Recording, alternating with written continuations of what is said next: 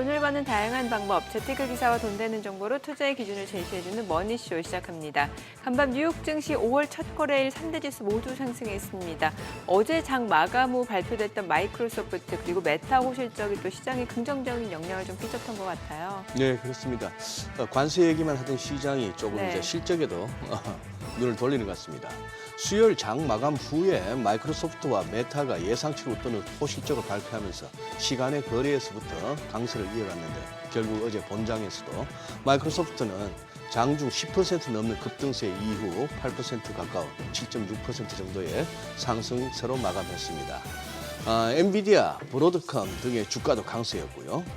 다만 이제 장 마감 후 실적 발표한 아마존은 2분기 매출 가이던스가 기대에 못 미치면서 시간의 거래에서 내림세를 보이고 있고 지금 주가 지수도 시간의 거래에서 또 약세를 보여서 어제와 오늘은 또 달라질 수도 있다. 네. 이런 생각도 해보게 됩니다. 네. 자, 그리고 애플도 예상치를 웃도는 실적을 내놓았습니다만 시간의 거래에서는 하락하는 흐름이고요. 이제 4월 마지막 거래일 양시장 동반 하락으로 마감했던 국내 증시 이제 어제는 근로자의 날로 하루 쉬어갔고 간밤 뉴욕 증시도 3대 지수가 모두 올랐기 때문에 뿐만 아니라 애플과 아마존 호실적도 공개가 됐죠.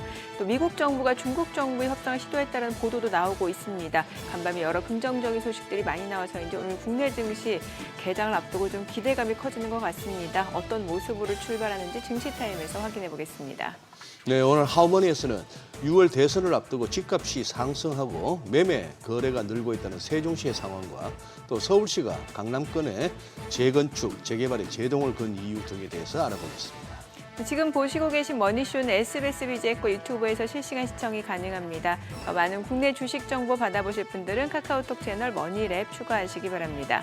그럼 먼저 빠르게 돌아가는 글로벌 증시 상황부터 정리해 볼까요? 최주연 아나운서 소식 전해주시죠. 뉴욕 증시는 어제 나온 마이크로소프트와 메타가 1분기에 깜짝 실적을 공개하면서 일제히 강세를 보였습니다. 일단 이번 분기는 괜찮다는 안도감이 시장에 번지고 있는데요. 과연 2분기에도 이런 낙관론이 이어지게 될까요? 간밤 실적을 공개한 애플과 아마존을 보면 다음 분기에도 호실적이 유지되긴 어려울 것으로 보이는데요. 당장 내일장 그리고 앞으로의 시장 흐름도 주의해 볼 필요가 있겠습니다. 우선 오늘장 마감 사항부터 보면 다우지수는 0.21%, S&P 500지수는 0.63% 올랐고요. 나스닥은 빅테크 기업들이 크게 오르면서 오늘 1% 넘게 올랐습니다. 다만 주요 지수 모두 국채금리가 치솟으면서 장중 최고치보다는 상승분을 모두 줄인 채 마감됐습니다. 오늘 빅테크 기업들은 조금 전에 언급했던 대로 어제 나온 마이크로소프트와 메타의 호실적에 힘입어서 강세를 보였습니다. 두 기업 모두 AI 투자를 늘리겠다고 밝히면서 기업들의 자본 지출이 둔화될 것이라는 걱정이 해소된 덕분인데요. 여전히 AI 지출과 수요 모두 건재한다는 신호에 오늘 엔비디아는 2% 넘게 뛰어올랐고요. 마이크로소프트는 이날 7% 넘게 급등했습니다. 한편 오늘 실적 발표를 앞두고 애플과 아마존은 각각 0.39%, 3.13% 뛰었는데요. 현재 시간외 거래에서는 일제히 하락하고 있습니다. 왜 그런지 일단 애플부터 살펴보면 두 기업 모두 실적 자체는 잘 나오긴 했지만 일단 애플은 주요 캐시카우 중 하나인 서비스 부문 매출이 부진하게 나왔습니다. 특히 중화권 매출이 160억 달러로 예상치 170억 달러를 밑돌았는데요. 로이터 통신은 관세로 인한 중국 리스크 때문에 주가가 현재 하락하고 있다고 설명했습니다. 또 이런 가운데 애플은 가이던스조차 밝히지 않았다는 점도 우려되는 부분입니다. 이어서 아마존 역시 매출과 주당 순이익은 모두 잘 나왔습니다. 다만 AWS 매출이 실적 전망치를 밑돌았고요. 또 2분기 가이던스도 투자자들을 만족시키는 데 실패하면서 현재 시간외 거래에서 2% 정도 떨어지고 있습니다. 다시 돌아와 오늘 시총 10위까지의 마감 상황도 보면 호실적의 메타는 오늘 4% 넘게 급등했고요. 테슬라는 오늘도 해피닝이 있었죠. 테슬라 이사회가 머스크에 대한 불만으로 축출을 시도하고 있다는 보도가 나오면서 장 초반 테슬라 주가는 크게 약세를 보였는데요. 테슬라 측에서 이를 강하게 부인하면서 낙폭을 일부 줄인 채로 마감했습니다. 이어서 오늘 공개된 데이터들은 이전 추세와 마찬가지로 오늘 지표들도 경기 침체를 아직까지 가리키진 않았지만 앞으로 둔화세가 가팔라질 수 있다는 신호와 전망들이 나왔습니다. 우선 ISM 제조업 지수는 48.7로 나오면서 예상보다는 선방하긴 했지만 50을 밑돌면서 2개월째 위축 국면을 이어가는 것으로 나타났습니다. 또 세부 항목도 보면 신규 주문 지수는 소폭 상승하긴 했지만 이 또한 여전히 위축 공간에 머물러 있고요. 또 생산 지수와 고용 지수 모두 기준선 아래를 기록했습니다. 반면에 가격 지수는 2022년 6월 이후 최고치를 기록했죠. 역시나 관세에 대한 불확실성에 제조업체에 타격을 주고 있는데요. 모든 산업 분야의 응답자들은 관세를 문제점으로 지적했고요. 네이션와이드의 수석 경제학자는 중국 수입품에 대한 관세가 조만간 완화되더라도 제조업 부문의 수축은 여름 내내 더욱 심화될 것이라고 전망했습니다. 같은 달 공개된 S&P 글로벌 제조업 지수도 간신히 확장 국면을 유지하긴 했지만 예상치보다는 낮게 나왔습니다. 특히 향후 무역 정책에 대한 불확실성으로 기업 신뢰도는 10개월 만에 최저치를 찍었고요. 특히 눈여겨볼 부분이 조사 측에서 재고가 올해 들어서 가장 큰 감소폭을 보였다면서 예상보다 더 빨리 재고 부족으로 인한 타격이 올 수 있다고 언급한 점입니다. 지금은 재고 증가로 인해서 미국 경제가 버티고 있지만 곧 있으면 공급망 대란이 현실화될 수 있다는 것입니다. 신규 실업수당 청구 건수는 2달 만에 가장 많았던 것으로 나타났습니다. 지난주 신규 실업수당 청구 건수는 24만 1000건으로 나오면서 예상치와 직전치를 모두 크게 웃돌았습니다. 물론 이번엔 뉴욕주에서 봄방학 주간을 맞아서 실업수당 청구자 수가 급증하긴 했지만 같은 기간 계속 실업수당 청구 건수 역시 급증하면서 고용시장이 위축되고 있다는 우려감을 키웠습니다. 전문가들 역시 기업들이 점점 채용 속도를 늦추기 시작했다고 봤는데요. 오늘 저녁에 나올 고용보고서에서 이 같은 흐름이 확인될지 지켜봐야겠습니다. 오늘 전반적인 자산시장 흐름도 살펴보면 한동안 하향 곡선을 그리던 국채 수익률은 간밤 일제히 상승했습니다. 장 초반에는 고용지표가 약세를 보이면서 하락세를 보이기도 했지만 이후에 나온 제조업 지표가 예상보다는 덜 둔화됐다는 안도감에 금리 인하 가능성이 줄어들면서 큰 폭으로 뛰기 시작했는데요. 간밤 2년물 국채 수익률은 0.07%포인트, 10년물 국채 수익률은 0.04%포인트 올랐습니다. 또 주목해볼 부분이 오늘 달러 인덱스가 3주 만에 100선을 돌파했습니다. 미중 무역 협상에 대한 기대감이 달러를 밀어 올렸고요. 간밤 백악관에서 오늘 중으로 무역 협상과 관련해서 중요한 발표가 나올 것이라고 밝힌 점도 모멘텀으로 작용했습니다. 또 이런 가운데 어제 일본은행이 물가 전망과 경제 성장률을 하향 조정하면서 금리 인상 가능성이 후퇴함에 따라서 엔화 매도세가 확산한 것도 달러 강세를 부추겼습니다. 마지막으로 금 가격은 3거래일 연속으로 내렸습니다. 이 또한 관세 강도가 낮아질 것이라는 전망 속에 안전자산 선호 심리가 내린 영향인데요. 오늘 금 선물은 2.46% 빠지면서 온스당 3,237달러에서 거래됐습니다. 또 4년 만에 최저치를 기록한 유가는 저항선에 부딪히자 급등했습니다. 일단 수요 측면에서는 관세 리스크 완화로 인해서 전반적인 원유 수요가 늘어날 것이라는 기대감이 작용했고요. 또 공급 사이드에서는 트럼프 대통령이 이란산 원유를 조금이라도 구매하는 나라는 즉시 2차 제재 대상이 된다고 밝힌 것이 영향을 미쳤습니다. 이에 따라서 오늘 WTI와 브렌트유는 각각 1.77%, 1.28% 뛰어 올랐습니다. 굿모닝 마켓이었습니다.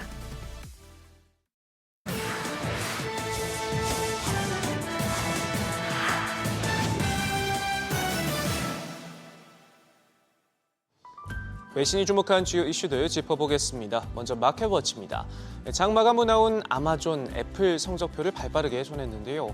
먼저 아마존의 1분기 매출은 1,557억 달러, 주당 순이익은 1.59달러로 모두 월가 예상치를 웃돌아 나쁘지 않았는데 효자 사업인 클라우드 부문 매출이 3개 분기 연속 기대치에 못 미친 점, 또 시장 예상을 밑도는 분기 전망을 내놓으면서 주가는 시간의 거래에서 하락하고 있습니다. 그런가 하면 애플 역시 매출과 순이익 모두 근소하게 시장 기대를 웃돌았는데 핵심 사업인 서비스 매출이 부진하게 나타난 데다 분기 전망도 제시하지 않아 마찬가지로 주가는 시간의 거래에서 뒷걸음질치고 있습니다. 엔비디아가 고객사이기도 한 엔스로픽을 상대로 허황된 이야기를 하지 말라 비판하고 나섰습니다. 엔스로픽이 정부에 엔비디아 칩의 해외 판매를 제한할 수 있는 엄격한 조치를 요구했는데 이를 설명하는 과정에서 중국의 밀수 방식으로 가짜 임산부의 칩을 숨기거나 살아있는 바닷가재와 함께 포장하고 있다며 더욱 철저한 통제와 단속을 주장했습니다. 마침 당국은 오는 15일부터 국가별 등급을 나누고 AI 칩 수출 물량을 조절할 방침인데 엔비디아 입장에서 엔스로픽의 발언이 받아들여지면 수익성에 큰 타격을 받을 수밖에 없습니다. 바로 직전 중국이 인공지능 분야에서 결코 뒤처지지 않았다 경고한 젠슨왕 CEO는 제한을 걸기보다 자국 기업의 경쟁력을 키우는 데 정책을 집중해야 한다 주장하고 있습니다. 수십 년간 미국 기업들에게 활발하게 투자해오던 중국 국부 펀드들이 최근 사모펀드 투자에서 손을 떼고 있습니다. 로이터 통신의 보도인데요. 우리 돈 1,800조 원을 굴리는 중국 투자공사 CIC가 칼라일 그룹과 블랙스톤 등 8개 미국 자산 운용사가 운영하는 10억 달러 규모의 사모펀드에 대한 매수자를 찾아 나섰다고 전했습니다. 중국투자공사의 천문학적인 투자 덕분에 변방에 머물던 사모펀드 업계가 4조 7천억 달러를 운영하는 큰 손으로 발돋움했다는 평가를 받는데 트럼프 관세 전쟁을 계기로 서서히 거리를 두는 모습이고요. 미국 투자를 줄이는 건 중국 펀드뿐만이 아닙니다. 캐나다와 유럽의 연기금 등 미국 사모펀드에 큰 비중을 투자하는 곳들도 글로벌 무역 전쟁 이후 미국에 대한 투자 계획을 제고하고 있습니다. 폭스뉴스는 트럼프 대통령의 입에 주목했습니다. 공개석상에서 삼성전자를 하루에 2번이나 언급했는데요. 백악관에서 주재한 강요 회의에서 삼성이 관세 때문에 미국에 대규모 시설을 건설할 계획이라고 들었다 말한 데 이어서 같은 날 열린 미국 투자 행사에서도 삼성이 미국에 매우 큰 공장을 건설할 거라고 오늘 아침에 발표했다는 이야기를 들었다 언급했습니다. 전날 실적 발표 컨퍼런스 콜에서 거론된 TV 가전 생산지 이전 검토권을 미국 내 신규 공장 건설로 지칭한 것 아니냐는 해석이 나오는데 이 때문에 업계는 트럼프가 해당 발언을 오해했거나 관세 역풍을 맞은 상황에서 의도적으로 미국에 유리한 쪽으로 아전 인수식 해석을 했을 가능성이 있다 보고 있습니다. 제너럴 모터스가 트럼프 관세 정책에 따른 수익성 타격을 경고하면서 올해 실적 전망을 대폭 낮춰잡았습니다. 올해 연간 순이익을 82억 달러에서 101억 달러로 하향 조정했는데 관세 정책에 따른 영향으로 50억 달러, 우리 돈 7조 원이 증발할 수 있다 언급했습니다. 제너럴 모터스의 이번 결정은 트럼프 대통령이 자동차 기업에 매기는 관세 부담을 한시적으로 완화해준 데 따른 것이지만 기존 관세안보다 후퇴했다 하더라도 여전히 막대한 피해로 이어질 수 있다는 의미로 풀이됩니다. 마지막으로 월스트리트저널입니다. 일론 머스크가 백악관에 사실상 작별 인사를 건네고 테슬라에 집중하겠다 나선 가운데 테슬라 이사회는 머스크의 후임을 물색했다 보도했는데요. 차기 CEO를 찾는 작업이 시작된 당시에는 회사 실적이 악화하고 머스크가 정부 효율부 수장으로 임명돼 회사 내에서 긴장감이 심해지고 있던 시기였습니다. 이 시점을 전후해 테슬라 이사회는 머스크에게 회사에서 더 많은 시간을 보내야 하며 그렇게 하겠다고 공개적으로 발언해야만 한다 요구했고 머스크는 요구를 수용했다 저널은 전했는데요. 소식이 전해진 이후 이사회는 거짓 보도라며 부인했지만 이 저널은 머스크의 후임을 뽑겠다는 승계 계획이 지금도 진행 중인지 중단된 상태인지는 확인할 수 없었다 부연했습니다. 지금까지 글로벌 비즈였습니다. 어제 우리 증시는 근로자의 날을 맞아 하루 쉬어갔는데요. 최근 우리 증시에서 이슈가 됐던 업종과 오늘 장에 영향을 미칠 어제 나온 소식들 짚어보겠습니다. 먼저 지난 30일장에서 공직선거법 위반 사건에 대한 대법원 판결을 하루 앞두고 이재명 더불어민주당 대선 후보 관련 테마주가 급등했는데요. 그리고 어제 드디어 대법원 판결이 났습니다. 대법원 전원합의체는 이 후보에게 무죄를 선고한 원심 판결을 파기하고 사건을 서울고법으로 돌려보냈는데요. 이처럼 유죄 취지로 파기환송되면서 이 후보는 서울고법에서 다시 재판을 받아야 합니다. 서울고법은 대법원의 판단 취지에 기속되므로 유죄를 선고해야 하는데요. 2심에선 추가 양형 심리를 거쳐 형량을 새로 결정할 것으로 보여서 1심이 선고한 징역 1년에 집행유예 2년 형량이 유지되는 건 아닙니다. 그러나 이번에 만약 징역형 또는 100만 원 이상 벌금형이 확정되면 이 후보는 의원직을 상실하고 대선에 나갈 수 없어 대선 전 결론 여부에 관심이 쏠리고 있습니다. 그러나 대선 전까지 결론이 나는 건 불가능하다는 의견이 우세합니다. 파기환송심이 변론 등 심리의 속도를 낸다고 해도 이달 내 선고가 이뤄질 수 있을지 불투명한 데다 이 후보나 검찰이 형량에 따라서 대법원에 재상고를 할 수 있기 때문입니다. 관련 테마주 31장 마감 상한 보면 형지글로벌, 상지건설, 또 형지INC 모두 상한가 기록했고요. 형지엘리트 27.64%, 오리엔트바이오도 25% 강세 보였습니다. K원전이 유럽에 첫 깃발을 꽂았습니다. 한국수력 원자력이 26조 원 규모의 체코 두코바니 원전 건설 최종 사업자로 선정됐는데요. 2009년 아랍에미리트 바라카 원전 이후 16년 만에 해외 수출인 데다 경쟁이 치열한 유럽으로의 첫 진출이라서 의미가 더욱 큽니다. 이에 따라 오는 7일 최종 계약을 체결할 예정인데요. 팀코리아 컨소시엄의 한국전력그룹 계열사뿐만 아니라 두산에너빌리티, 대우건설 등 민간 업체도 참여하는 만큼 국내 원전 산업계에 더욱 활력이 돌 것으로 전망됩니다. 31장 마감 상황 보면 한전산업 4.82% 뛰었고 DLENC 2.36%, GS건설도 2% 넘게 올랐고 한전기술과 제일테크노스 모두 2% 가까이 강세 보였습니다. 방산업계 대장주인 하나에어로스페이스가 역대급 실적을 달성했습니다. 지상 방산의 수출 증가와 하나오션의 자회사 편입으로 분기 기준 역대 최대 실적을 기록했는데요. 올해 1분기 연결 기준 영업이익이 5,608억 원으로 전년 동기 대비 3,060%나 증가했고 매출도 278% 늘었습니다. 회사 측은 하나오션의 자회사 편입을 계기로 향후 방산 3사의 역량이 결집된 통합 솔루션을 제시해서 해외 사업을 본격화하고 또 유럽 현지 투자도 강화해서 지속적인 성장으로 주주 가치를 극대화하겠다고 밝혔는데요. 한편 하나에어로는 금융감독원에 유상증자 2차 정정 신고서를 제출했습니다. 회사 측은 배경과 자금 사용 목적 등을 상세히 설명했다고 했지만 유상증자 규모나 방식 등 주요 내용은 바뀌지 않았습니다. 30일장 마감 상황 보면 세크 10% 가까이 올랐고 파이버프로 5%, 풍산 3.31%, 현대로템과 S&T 다이내믹스 모두 2% 넘게 상승으로 마감했습니다. 마지막으로 먹는 비만 치료제 시대가 도래할 것으로 보이면서 관련주가 최근 강세 보이고 있는데요. 대표주자인 일라이릴리와 노보노디스크에 이어 우리나라 기업들도 연이어 임상 성과를 공개하면서 상용화를 예고하고 있습니다. 최근 인벤티지랩은 자체 플랫폼 기술을 이용해서 경구용 비만 치료제의 약물 유지 기간을 최대 7일까지 늘리는 데 성공했다는 소식을 전했고요. 또 개발 속도가 가장 빠른 D&D 파마텍도 자체 플랫폼 기술인 오랄링크를 활용해서 주사제 기반 치료제를 경구용 약물로 개발하는 데 주력 중입니다. 또한 한미약품도 오는 6월 미국 당뇨학회에서 발표할 비만 신약의 임상 결과가 시장의 기대를 모으고 있습니다. 30일장 마감 상황 보면 D&D 파마텍 9.59% 올랐고요. 한미약품도 9% 가까이 올랐고 인벤티지랩 6.65%, 넥스턴 바이오 5.23%, HLB 제약도 2% 넘게 시세 분출했습니다. 지금까지 기업 이슈 전해드렸습니다.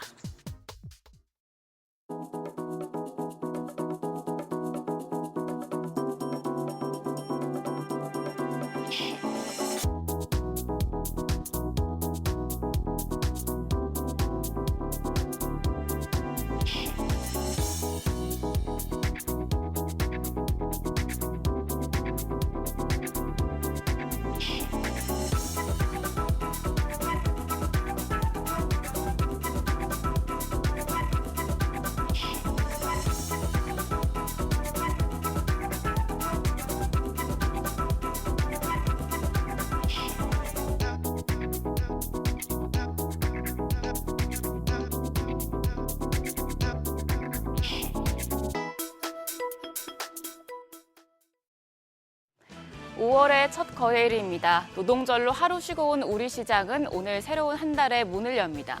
5월은 계절의 여왕이라고 하죠. 꽃피는 5월, 우리 증시도 활짝 만개했으면 좋겠는데요. 이번 한 달은 관세 불확실성이 정점을 지났는지 확인하며 시장 회복을 확인할 수 있는 시기가 되겠습니다. 투자자들을 힘들게 했던 4월 한 달 흐름 복귀하면서 5월 시작하시죠.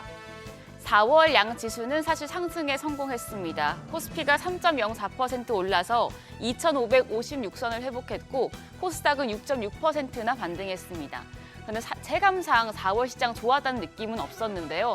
4월 초에 트럼프 대통령발 관세 리스크에 매도 사이드카까지 발동하며 시장이 폭락했었기 때문에 한 달간 변동성이 커서 투자자들의 피로감이 높았습니다. 지난달은 힘들었지만 이번 달은 다를 것이라는 전망이 나오는 이유 중 하나가 외국인의 셀코리아가 극에 달했다는 점입니다. 4월 한 달간 외국인 유가증권 시장에서 9조 6천억 원 가까이 팔아냈습니다. 월별 기준 9개월 연속 순매도로 금융위기 이후 최장 셀코리아 행보를 보이고 있습니다. 이로써 외국인 지분율이 31%로 20개월 내 최저 수준까지 떨어졌기 때문에 국내 투자 매력도가 조금만 높아지더라도 외국인 복귀가 이뤄질 수 있다는 분석이 나옵니다. 코스닥 시장에서도 외국인은 8,700억 원 넘는 매도 포지션을 취했습니다. 반면 기관 양시장에서 각각 3조 원 넘게, 3천억 원 넘게 순매수한 것으로 나타났는데요. 특히 증시 구원투수 역할을 했던 연기금이 증권과 화학, 화장품주를 대거 매수한 것으로 집계됐습니다. 외국인 빈집 종목, 그리고 기관이 지분을 늘린 종목들 체크해 두시죠. 시가총액 상위 종목들은 4월 30일 기준 종가로 가져왔습니다. 반도체 투톱 지난달에 마이너스 수익률을 기록했습니다. 삼성전자가 4월 1일 대비해서 3% 넘게, SK하이닉스는 7% 넘는 약세로 마감이 됐는데요. 반도체 D램 가격이 반등하고 있고 4월 반도체 수출액도 크게 늘어났기 때문에 이번 달엔 지난달과 다른 흐름 보여줄지 주목됩니다. 한편 한화 에어로스페이스는 같은 기간 26% 급등하는 등 방산주는 그나마 강한 모습 보여줬습니다. 코스닥 시장에서는 에코프로 형제들이 4월 한 달간 기준으로는 플러스 수익률을 기록했고 리가캠 바이오와 레인보우 로보틱스 등은 두 자릿수의 상승률을 나타냈습니다. 환율은 5월 1일 야간 거래에서 전장 서울 환시 종가 대비해서 10원 40전 내린 1,426원 90전의 거래를 마쳤습니다. 이후에 미국의 관세 협상 기대에 달러 인덱스가 상승하면서 오늘 새벽 역외 거래에서는 1,436원으로 다시 레벨을 높였습니다. 오늘 외환시장 강하게 출발할 가능성이 높겠습니다. 지난달 양시장에서 합쳐서 가장 강하게 올랐던 종목들을 스크리닝했습니다. 보시면 상지건설이 811% 넘게 폭등을 했고요. 포바이포와 삼육물산, 에르코스, 아이스크림 에듀 등 상승률 상위 10위권 종목 내에서 대부분이 정치 테마주입니다. 조기 대선 국면, 예비 후보들과 조금이라도 맞닿아 있는 종목들이 정확한 이유가 없이 기대감만으로 급등하는 양상인데요. 밤사이에 대통령 권한대행이 또 바뀌었죠. 최상무 부총리가 물러나면서 국정서열 4위, 사회부총리가 이어받게 됐는데 다음 달 새로운 대통령이 선출될 때까지는 컨트롤타워 리스크가 커질 전망입니다. 정치적인 상황과 맞물려서 급등락을 반복하는 테마주들은 항상 투자하실 때 유의하셔야겠습니다. 오늘 일정입니다. 중국 증시는 오늘까지 휴장하고요. 오늘 우리나라 4월 CPI가 발표됩니다. 밤에는 미국의 4월 고용 보고서도 나올 전망입니다. 한편 직전 거래일 시간외 거래에서는 보안주가 강했었습니다. SK텔레콤 유칭 해킹 사건으로 보안에 대한 중요성이 더 커졌는데요. 오늘도 보안주 강한 흐름 이어갈지 지켜보시죠. 그럼 넥스트레이드 프리마켓 상황 확인하겠습니다. 간밤 뉴욕 증시 빅테크 기업들이 양호한 실적을 발표하면서 3대 지수 일제히 상승했습니다. 국내 증시 일단 유가증권 시장에서는 삼성전자와 SK하이닉스가 나란히 상승부를 켰습니다. 삼성전자가 0.36% 강세로 현재 프리마켓에서 거래가 55,800원이고요. SK하이닉스 0.9% 강세로 거래가 179,100원입니다. LG에너지솔루션이 0.77% 오름세로 327,000원, 반면 삼성바이오로직스가 0.57% 약세 기록하고 있고 현대차도 0.16% 내림세로 거래가 193,300원으로 집계되고 있습니다. 코스닥 시총 상위 5위권 종목들은 혼조세입니다. 지금 에코프로비엠만 상승부를 켰습니다. 0.4% 가까이 오르면서 거래가는 101,900원. 반면 알테오젠이 0.14% 내림세로 35만 원에 거래되고 있고요. HLB 보합인 가운데 에코프로 0.59% 내림세입니다. 거래가는 57,700원. 더불어서 레인보우 로보틱스도 1% 넘는 약세 보여주고 있습니다. 현재 267,500원, 268,000원에 거래되고 있습니다. 여기까지 프리마켓 점검했습니다. 5월의 첫 거래일이자 또 이번 주 마지막 거래일입니다. 내일부터 나흘간 연휴가 이어지기 때문에 휴장을 앞두고 관망 심리가 강할 수 있겠는데요. 오늘 시장 어떻게 출발하는지 지켜보시죠. 지금까지 어제장 오늘장이었습니다.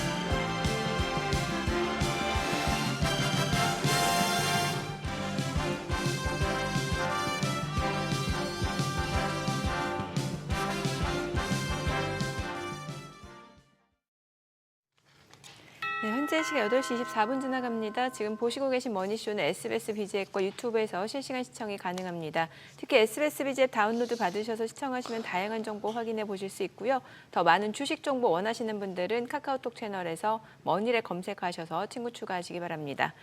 간밤 뉴욕 증시 S&P 500이 지금 8거래일 연속 상승세를 이어갔는데 이게 지난 8월 이후 최장 기간 상승세고 네. 더군다나 지금 이제 신선한 점은 그동안 관세에 집중했던 시장이 앞서 소장님 말씀해 주셨던 대로 좀 실적에 집중하는 상황인 것 같습니다. 예. 그러니까요. 그리고 뭐 이 여론전이라 해야 되나 아니면 네. 이 보도들이 참 그거 하죠. 오늘 또 아침부터 이렇게 여러 번 회자된 게 그거 아닙니까?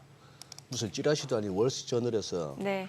테슬라 이사회에서 머스크 쫓아내겠다고. 어제 이제 이미 나온 소식이었었어요. 그렇죠. 예. 그랬는데 이제 뭐 아니다라고 이제 뭐 부인을 할 정도니까. 이사회 의장이 직접 나서서 자기는 머스크 신뢰한다. 이사회는. 그러니까. 네, 그런 거 논의한 적이 없다 이렇게 나오니까 또 빨리 중- 오란 얘기죠. 어? 빨리 와서 빨리 테슬라 와서. 집중하라는 얘기 아니겠습니까? 뭐 중국 언론 쪽에서 이제 우리가 아니고 미국 쪽에서 우리한테 자꾸 이렇게 접근한다. 네. 빨리 문제 네. 풀자고. 일부러 뭐 이렇게 자꾸 흘리는 것 같아요. 예. 언론을 이용해서. 그러니 어디까지가 진짜인지를 모르니까. 네. 예. 그죠? 그 와중에 그냥 더듬더듬거리면서 우리는 또 가야 되는 거죠. 일단은 뭐 실적이 잘 나오고 있다는 건 굉장히 고무적인 거예요. 예. 그러니 예. 왜냐면 요즘- 뭔가 관세 때문에 기업이 뭐 AI 투자라든지 왜 그동안 AI 투자를 해놓고 과연 돈을 벌어들일 수 있느냐라는 부분에 의구심을 가졌던 투자자분들이 굉장히 많았잖아요. 네. 근데 어찌됐건 AI 투자도 확대하고 뭐 클라우드 부분 투자도 확대하겠다라는 거는 사실 굉장히 좋은 소식이죠. 좋은 소식이죠. 네. 예. 거의 뭐 지금 오늘은 또 이제 그거네요. 아마존하고 네. 또 뭐였죠? 애플? 애플. 예. 그게 이제 오늘 주말 장에 어떻게 그렇죠. 갈지 또 고용 지표는 어떨지 이런 게 이제 좀 남아 있는 변수 같습니다. 네, 예. 자 오늘 함께 해주실 분 모셔보겠습니다. 그레너리 투자자문의 이완수 대표님 함께합니다. 어서 오세요. 어서 오세요, 대표님. 네. 아니, 이거 뭐 시작부터 실없는 소리를 대표님 지금 아직 8시 반도 안 됐는데 네. 지금 아침에 면도 하고 출근하신 거죠? 약간 뭔가 수척해지신 제 머리카락 보시다시피 저희 집안 자체가 좀 이렇게 수염도 좀 많고 그런 스타일이라 뭘 해도 이게 잘 안 됩니다. 네. 우리 이완수 대표님도 그러신 분이구나. 저는 진짜 제 지인 중에 옆에서 이렇게 보고 있으면 수염 올라오는 게 보여요. 네. 시시각각 잘하나요? 그게 저도 가끔씩 보여요. 가끔씩 제가 거울 보일 보고 정도로. 있으면. 아니 골프 칠 때 잔디도 오전 오후 다르잖아요. 맞아요. 그렇죠. 그 정도니까. 아니 저기 대표님. 네. 지금 지난번 나오시고 그동안에 이제 오랜만에 다시 또 나와 주셨는데 그동안의 시장 흐름 어느 정도 뭐 수긍이 가십니까? 네. 어떠세요? 일단 뭐 수긍을 해야죠. 가야 되는 게 아니라 저희가 수긍을- 수긍을 해야죠. 수긍을 해야죠. 네, 수긍을 해야 되는 거고 음. 그냥 깜깜한 긴 터널을 일단 지나왔다. 네. 그 터널이라는 게 사실 이제 트럼프의 상호 관세 때문에 나온 뭐 미국 증시뿐만 아니라 네. 글로벌 증시 어떤 이제 불확실성인데 이제는 조금 이제 그러한 터널에서 좀 약간 불빛이 보이기 시작한다. 아니면 좀 나왔다. 아니면 안개가 좀 걷힌다. 이런 상태를 보셔야 될 것 같고요. 그리고 나서 주변에 이제 다양한 수목들이 보이고 뭐 도로도 보이고 사람도 보이면서 네. 결국은 이제 시장이 다시 이제 실적도 좀 체크를 좀 해야 되는 타이밍이 왔고요. 그다음에 매크로 상황도 좀 확인해야 되고 그러니까 이렇게 이제 눈에 보이기 시작했다는 거죠. 그게 아마 지난주 아마 이번 주 초부터 좀 그렇게 된 것 같아요. 저는요. 네. 그래서 어제 같은 경우에도 사실은 일단은 뭐 매크로 지표 같은 경우에는 뭐 ISM 제조업 PMI라든지 아니면 예. 주간 신규 실업성 청구 건수는 사실 그렇게 좋게 나오진 않았어요. 그렇죠. 않았는데 오늘 같은 경우에 이제 뭐 트럼프 대통령이 오늘 또 발표가 있다 그러니까 혹시 네. 또 미중 간의 관세 관련된 이야기 뭐 이렇게 좀 나올 수 있다라고 좀 희망감을 좀 갖는 것 같고요. 그다음 추가적으로 보시면 이제 기업 실적들 특히 이제 어제 같은 경우에는 예. 메타하고 이제 마이크로소프트가 예. 실적이 좋았어요. 좋았고 기대치만큼 나왔고요.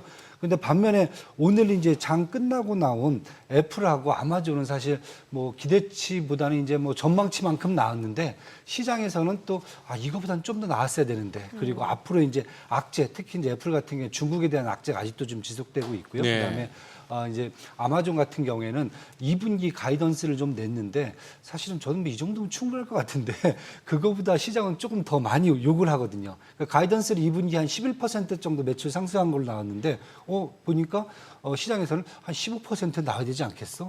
이런 부분이 예. 나오니까 장 외에서 사실 한 2, 3% 정도 또 이 두 종목은 또 이제 내려가고 있거든요. 그래서 예. 저는 이렇게 지금 본다 보면 시장이 전반적으로 일단은 이제 좀 관세라는 부분에서 좀 벗어나갔고 이제 회사의 실적도 좀 보고 매크로 지표도 좀 확인하고 이런 상황으로 지금 올라와 있기 때문에 그래서 저는 이제 지금 시장을 이제 다른 것보다 우리가 이제 트럼프 관세 때문에 사실 이제 시장이 이렇게 개파락을 했거든요. 네. 그 개파락한 것은 메꿔내야 될 것 같다.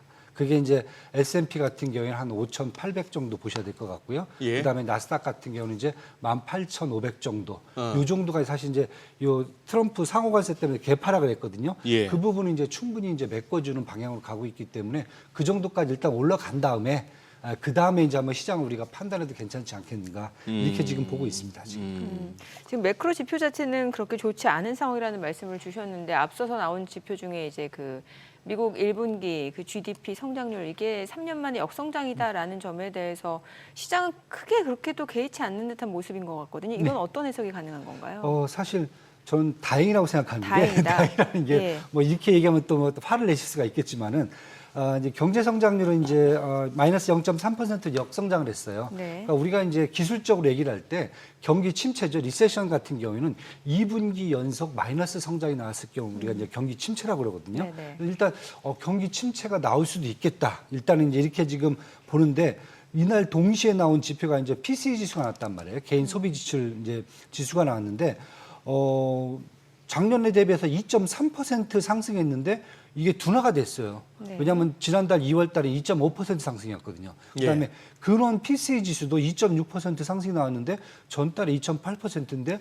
또 줄어들었단 말이에요. 그러니까 쉽게 해서 인플레이션 쪽은 계속 더 둔화가 되고 있다. 그러니까 시장에서 사실 가장 우려했던 게 뭐냐면 트럼프 관세 때문에 인플레이션은 상승하고 경기 침체는 네, 네. 나오고 그러면 이건 바로 스태그플레이션이거든요. 네, 스태그플레이션인데 예. 이게 가장 무섭단 말이에요. 그렇죠. 그런데 지금 보니까 인플레이션은 그래도 시장 충격에 비해서 어느 정도 완화가 되고 있다. 네. 대신에 경기 침체는 나오고 있다. 그렇다 보면은 일단 경기 침체 쪽으로만 간다 그러면은 쉽게 얘기해서 연준이 기준금리를 인하할 가능성이 더 높아졌다. 인플레이션을 확실히 버텨주니까요. 네. 그리고 경기 침체 쪽으로 하면 이건 내려야 되죠. 기준금리를요. 그래서 한 3주 전에도 파월 의장이 그런 얘기를 했어요. 지금 연준이 인플레이션과 경기 침체에서 지금 줄다리기를 하고 있다.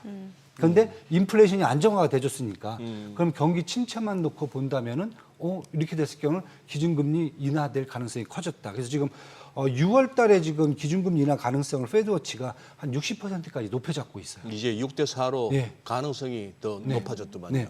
그리고 뭐 경기 침체도 지금 나오는 게 사실은 다른 거보다 그냥 뭐 단적인 예로 본다면은 지금 지금 기업들이 실적 발표를 하고 있는데 네. 2분기 가이던스를 못 내는 기업들이 많아요. 예. 그러니까 CEO들이 2분기 난 어떻게 될지 모르겠다라고 얘기하는 거예요. 사실 어느 정도 이해가 되죠. 사실- 지금 뭐 불확실한 게 너무 그쵸. 많으니까. 근데 불확실성이라는 거죠. 네. 그러니까 개인들도 가계 기업 정부를 다 봤을 때 네. 개인들도 내가 지금 소비를 해야 되는 건지 음흠. 이것도 불확실해요. 예. 기업도 내가 지금 설비 투자를 더 하고 생산을 늘려야 되는지 이것도 지금 불확실해요. 네. 정부도 지금 연방 정부도 지금 이번에 이제 감축안을 또 낸다 그러잖아요. 네, 네. 그럼 여기도 지금 불확실해요.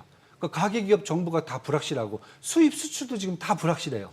그러다 보니까 결국은 1분기가 경기 침체로 갈 수밖에 없는 거예요.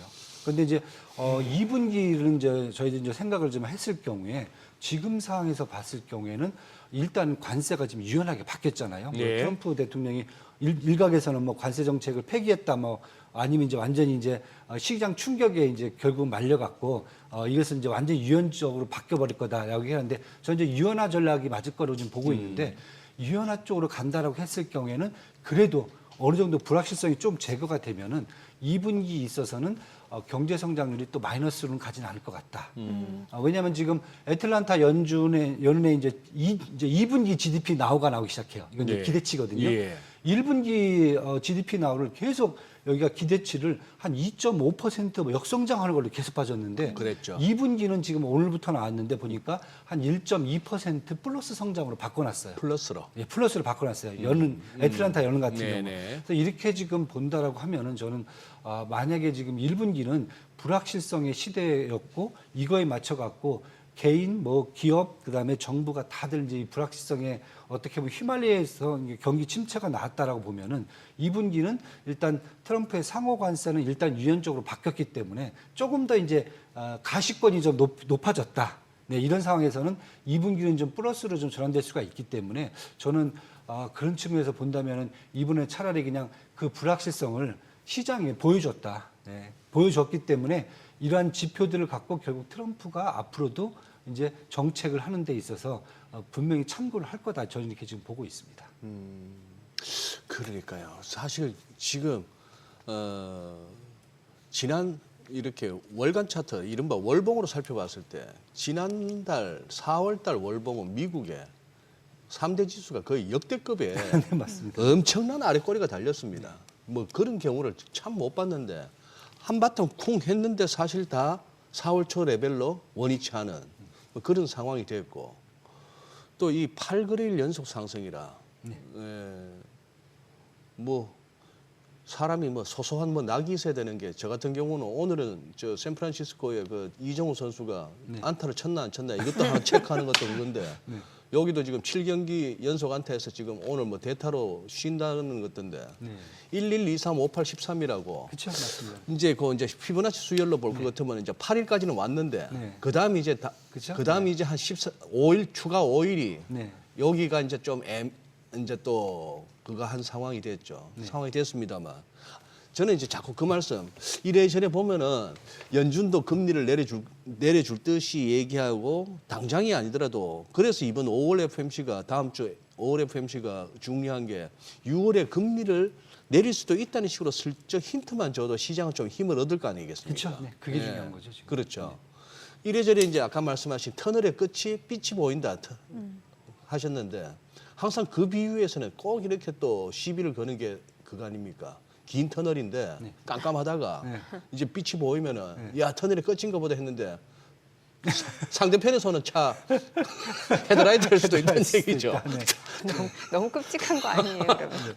그 가능성은 뭐. 저도 이제 사실은 그런 리스크가 지금 분명히 있어요. 왜냐하면 시장에서 지금 다들 이제 여기에만 집중하고 있어요. 관세가 이제 끝났다. 글쎄, 네, 끝났다 네, 이렇게 네. 하면서 이제 관세 때문에 터널을 밖으로 나왔다라고 보는데 저는 터널 밖으로 나오는 순간 거기가 이제 제가 아까 말씀드렸듯이 우리가 그 폭락했던 그 부분까지 이제 회복하는 수준이라고 보고요. 그 다음에 터널을 나오고 나서 우리가 맑은 날씨를 볼 수 있다는 건 저는 확답은 못 드려요. 중요한 것은 일단 터널을 나왔다는 거고요. 터널을 나왔다는 그죠? 거. 터널 나온 다음에 지금 안개가 껴있을 수도 있어요. 그건 그렇죠. 몰라요. 맞아요. 근데 예. 지금 이제 시장에서 보다는 제가 조금 이제 빨리 지금 뭐 봐야 된다고 생각하는 부분이 하나가 있다. 그런 안개를 지금 봐야 된다라고 보면은 이렇게 한번 제가 지금 정리를 하고 있어요. 트럼프의 관세 정책이라는 게 목적이 아니에요. 수단입니다. 예. 목표는 트럼프의 목표는 마가거든요. 마가 네. 그렇죠? 뭐 미국을 이제 위대하게 만들어야 되는데 네. 어떻게 해서 위대하게 만들겠냐? 사실 두 가지를 이미 제시를 해줬어요. 첫 번째가 뭐냐면은 재정 적자하고 무역 적자를 해소하겠다. 쌍둥이 적자. 이건 뭐 미국의 뭐 한 30년 동안 계속 이어온 이 문제점이란 말이에요. 그렇죠. 이걸 해결하고 예. 두 번째는 내수를 확대시키겠다. 내수를 확대시키는 방법이 법인세도 인하시키고 부자 감세해주고 네. 그다음에 뭐 저기 그 외국인들 저 다 몰아내고 이제 좋은 일자리도 창출해주고 그다음에 인플레이션 기준금리를 낮춰갖고 그다음에 소비도 확대시키고 이런 두 가지 양쪽을 사실 제시를 해줬거든요. 네. 그런데 지금 우리가 트럼프 행정부 들어오자마자 시작된 것은 관세란 말이에요. 예. 그래서 사실 이 트럼프가 딱 이 당선됐을 때는 그 관세 얘기를 했을 때는 이런 상호 관세가 아니라 그냥 중국 관세 한번 때리고 말겠지 사실 그 생각이었단 말이에요. 근데 시작되자마자 관세를 갖고 재정 적자하고 무역 적자를 해소하겠다고 달려든 거거든요. 예. 근데 이게 사실 어떻게 보면 실패를 했어요. 어허. 왜냐하면 관세라는 것 정책을 갖고 사실 이걸 해소한 국가는 없어요.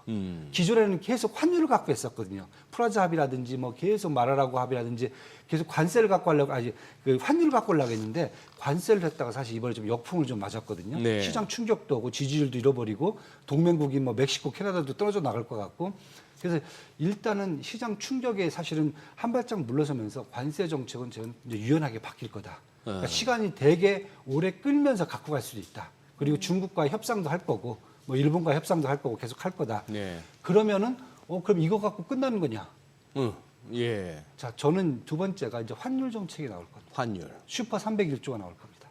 현재까지는 스무트 할리법리 관련돼 있는 관세를 갖고 지금 계속 상대방이라든지 재정 적자, 무역 적자를 해소하려고 그러는데 이제는 슈퍼 301조로 간다. 그 참 또 어떻게 슈퍼 301조 이 얼마 만에 또 꺼집되는 왜냐하면 벌써 지난주에 그게 느낌이 왔어요. 일본하고 협상을 하는데, 예. 뭐 처음에 이제 그게 나왔죠. 일본 협상하는데 뭐 미국 국채를 누가 막 덤핑을 해버렸어요. 예. 그러니까 다들 이거 누구야 빨리 잡아와 막 이랬어요 미국에서. 찾아보니까 다들 중국이라고 그랬는데 알고 보니 중국 애들은 안 팔았단 말이에요. 네. 일본 애들이 팔았어요. 예. 그러니까 미국에 시급한 거죠. 아니 우리 허락도 안 받고 누가 국채를 팔았어요. 아, 근데 일본이 팔았다는 게 지금 확인이 됐어요. 예, 확인됐어요.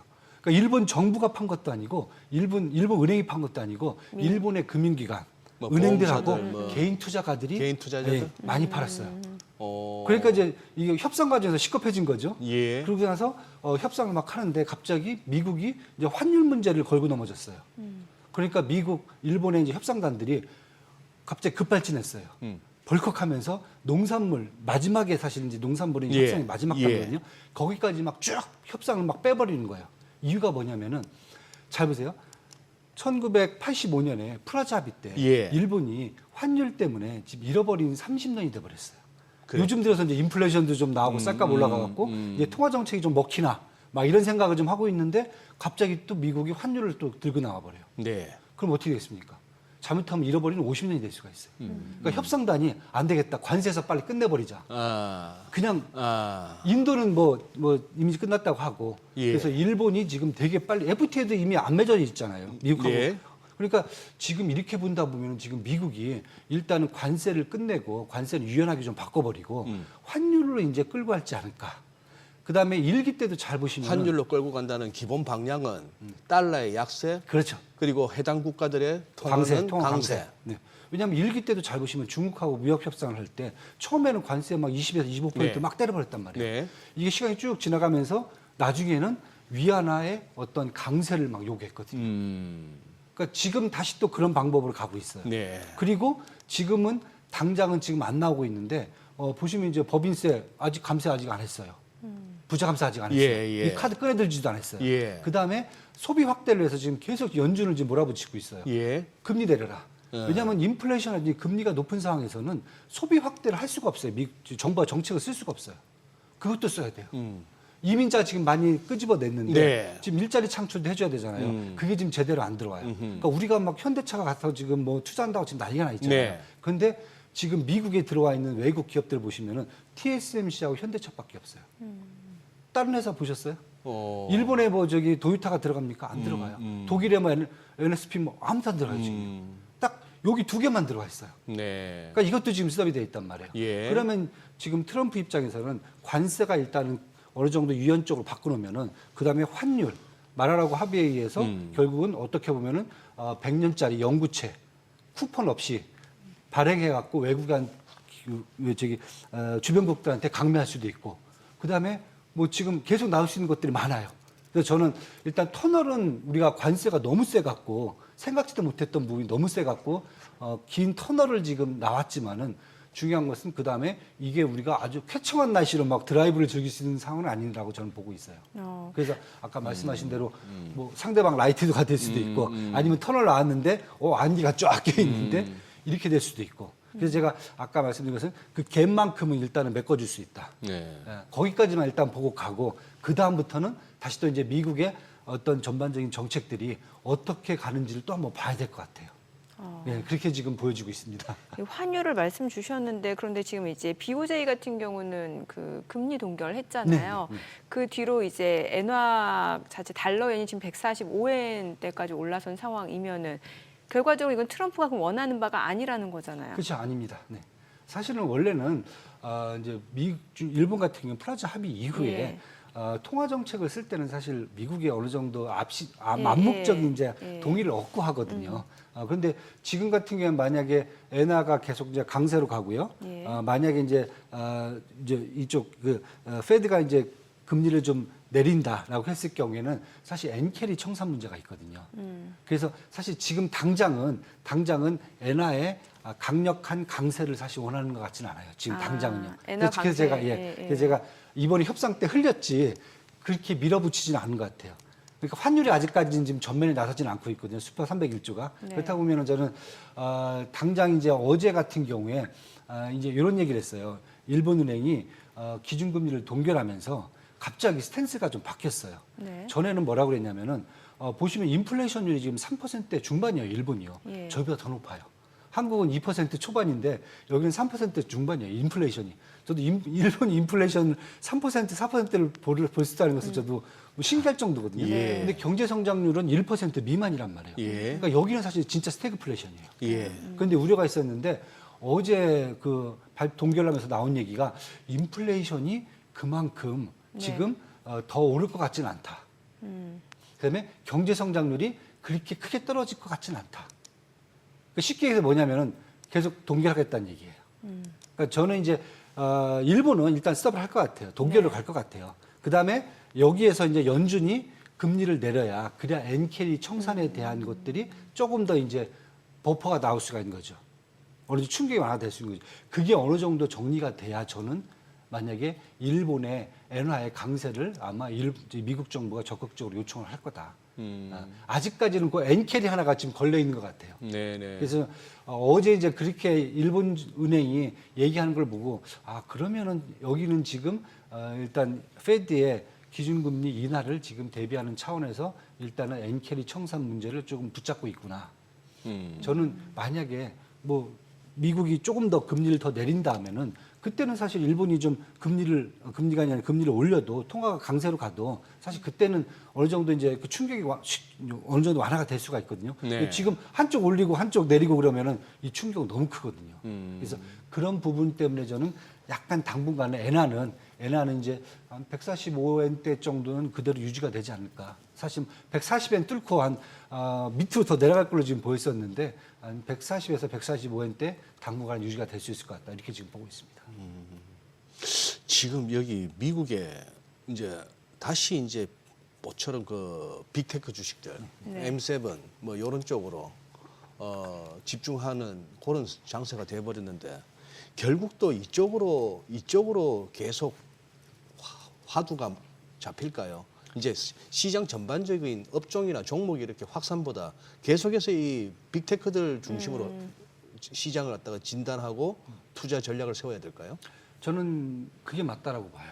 그래요. 예, 왜냐하면 이제 뭐 슈퍼 마이크로 컴퓨터도 그렇고 지금 네. 마이크로소프트, 뭐 구글, 아마존, 뭐 데이터 센터를 가동을 중단한다, 뭐 설립하다 보도 스톱하겠다, 예. 다 이런 얘기가 나와요. 그래서 그러면 AI 인프라 수요가 감소하기 때문에 이제 AI는 버려야 되는 게 아닌가. 그러니까 똑똑한 순서대로 빨리 탈출해야 된다, 뭐 이런 얘기를 하는데 이제 그렇게 분석하는 측면도 있고요. 제가 분석하는 것은 이제 뭐냐면은 중요한 것은 사실 여태까지 네. 올해 뭐 한 작년 말까지죠. 예. 전 세계 AI 그다음에 AI 반도체를 생산과 수요죠.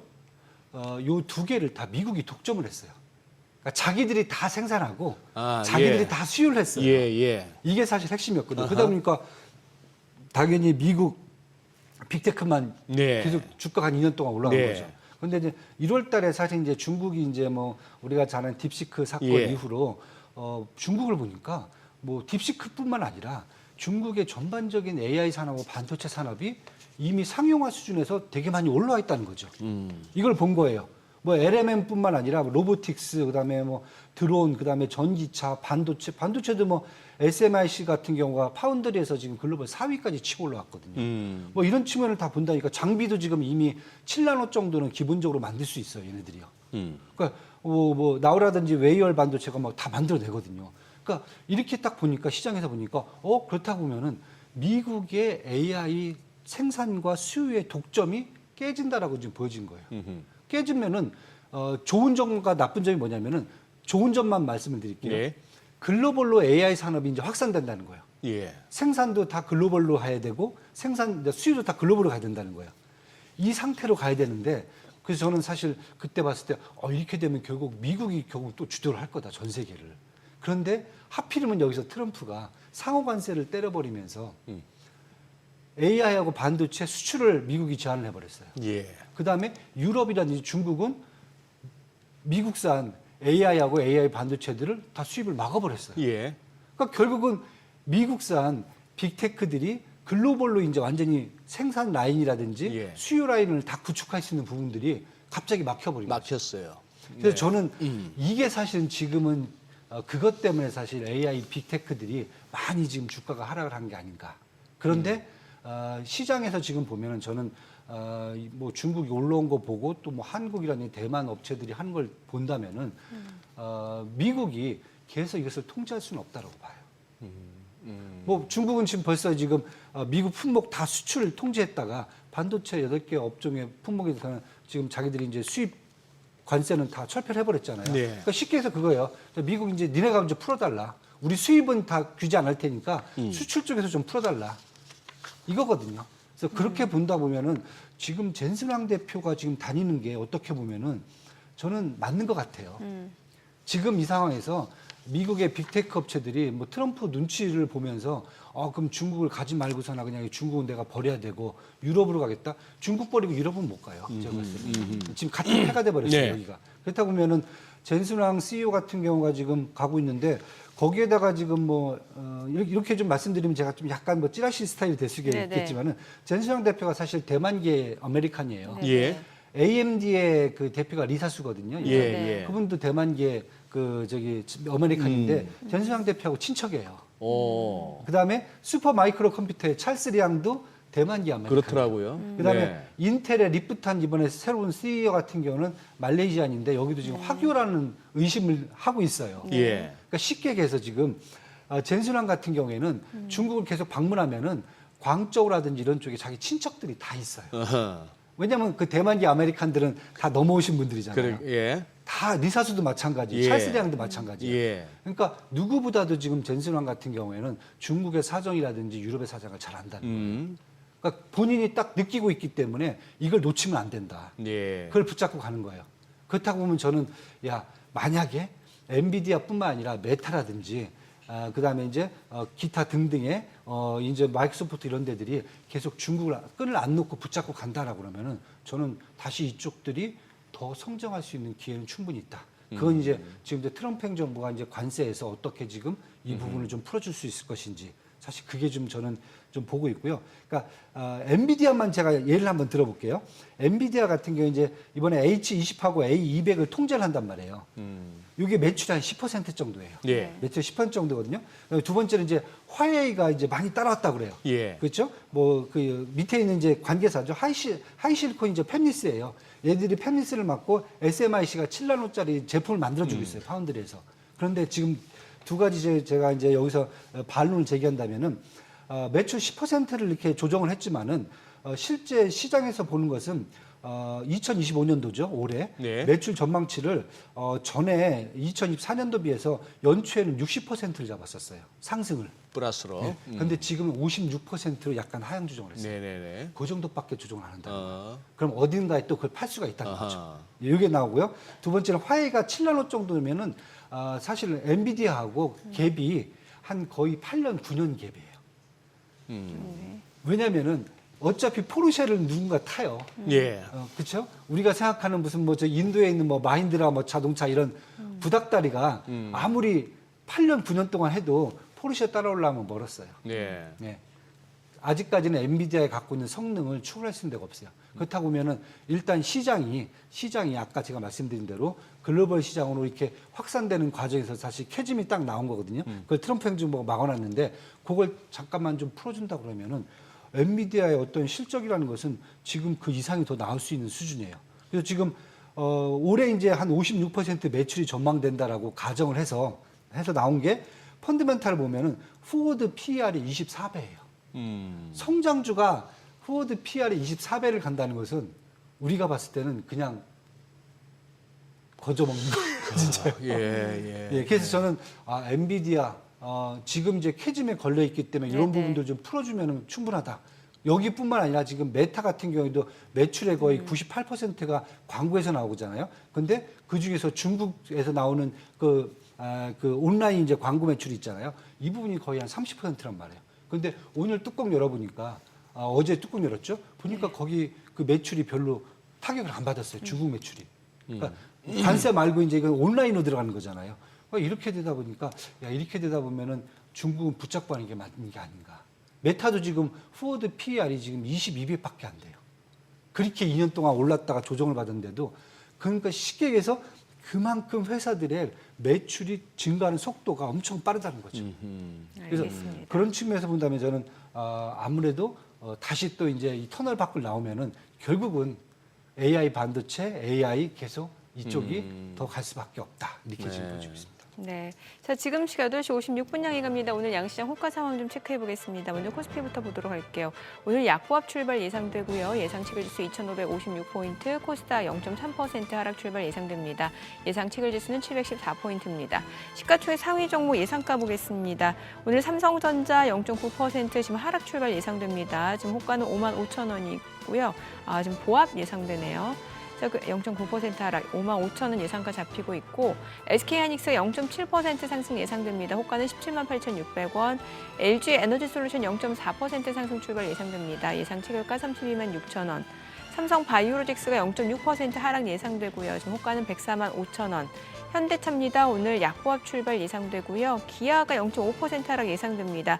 지금 호가 89,900원으로 집계가 되고 있습니다. 삼성전자 우선주도 1.6% 하락 출발 예상되고요. 한화 에어로스페이스는 보합 예상됩니다. HD현대중공업 0.6% 상승 예상되고요. 호가는 404,500원. KB금융 약보합 출발 예상되고 있습니다. 코스닥 시가총액 상위 종목 예상 체결가 보겠습니다. 알테오젠이 오늘 0.7% 하락 예상되고요. 호가는 지금 348,500원. 에코프로비엠 강보합권 예상되고요. 예상가 101,600원. HLB가 0.3% 상승 예상됩니다. 예상가 57,100원이고요. 에코프로입니다. 오늘 2.7% 하락 예상되고 호가는 49,650원. 레인보우 로보틱스가 1% 하락 예상되고요. 휴젤은 강보합권 예상되고 있습니다. 휴젤 호가 366,000원. 클래시스가 약보합 출발 예상되고요. 파마리서치 1.4% 상승 예상됩니다. 호가 381,500원. 리가캠바이오 하락 예상되고요. 펩트론이 3.8% 하락 출발 예상됩니다. 예상가 157,100원으로 집계가 됩니다. 자, 이제 개장까지 한 2분여 가량 남았는데요. 오늘 보니까 이제 5월 첫 거래일. 참 이게 그다음에 계속 또 연휴잖아요. 저희 우리나라는. 예, 그러네요. 또 거래량이 좀 한산할 수도 있겠다는 생각이 드네요. 예. 오늘 뭐 그렇게 어떻게 보면은 맞아요.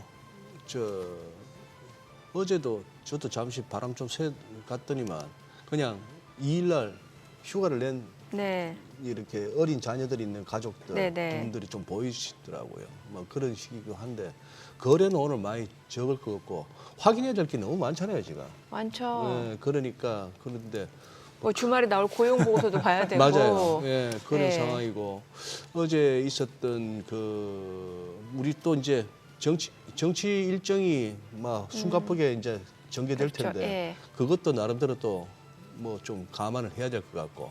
예. 도대체 지금 대행으로까지 갔나요? 뭐 거기까지 간 상황이죠. 네, 사순위까지 간 거죠. 지금. 예, 참. 어쨌거나 대한민국은 참. 아니 앞서 그 엔비디아 말씀 주셨는데 또 간밤 나온 소식은 또 이런 내용이 있어요. 그동안 이제 그 미국 정부에서 그 엔비디아 칩을 수출할 때 그 2023년부터 있던 내용인데 뭐 중국을 비롯해서 뭔가 이제 기술 수출을 기술 유출을 우려해서 그 수출할 때 규제, 허가를 받도록 하는 규제가 있었는데 지금 트럼프 대통령이 지금 아랍에미리트 지금 중동 방문이 한 5월 13일부터 16일. 그러니까 그 앞서서 이제 아랍에미리트 수출 규제를 완화한다라는 그런 보도가 있더라고요. 네. 이러면 이게 이제 아랍에미리트를 시작으로 뭔가 좀 그런 주요 반도체 칩 수출 규제 완화 가능성 좀 확대되는 거 아닌가라는 생각도 들거든요. 저는 사실 이제 카드가 지금 딱 예. 보시면은 중국하고 이제 미국이 이제 관세 때문에 이제 사실 뭐 치킨 게임을 하고 있잖아요. 네. 예. 근데 둘들이 이제 제가 뭐 치킨 게임은 뭐 다 아시겠지만 결론이 그거거든요. 마지막에 충돌 직전에 서로 리스크를 느껴갖고 네. 둘 다 핸들을 튼다. 그게 네. 거의 80%다. 근데 지금 이제 그 직전으로 지금 계속 가고 있는 상황에서 그럼 중국은 지금 반도체를 요구하는 거고 그다음에 반대로 미국 같은 경우는 뭐 히트루라든지 전반적 이런 것들이 사실 필요한 거거든요. 그런 측면에서 본다면은 지금 중국은 미리 이제 수입한 반도체에 대해서는 일단 관세 철폐를 해놨고요. 그러면은 바로 사실 제가 봤을 때 미국이 던져주기에는 왜냐하면 지금 기술을 지금 이미 바이든 정부 때부터 다 막아놓은 거거든요. 네. 그걸 바로 푼다는 게 사실은 힘들고 제가 봤을 때 기술보다는 그 이제 얘기 제품 개장 상황 그쵸. 보고 좀 해보도록 하겠습니다. 오늘 국내 증시 흐름 확인해 보죠. 개장합니다.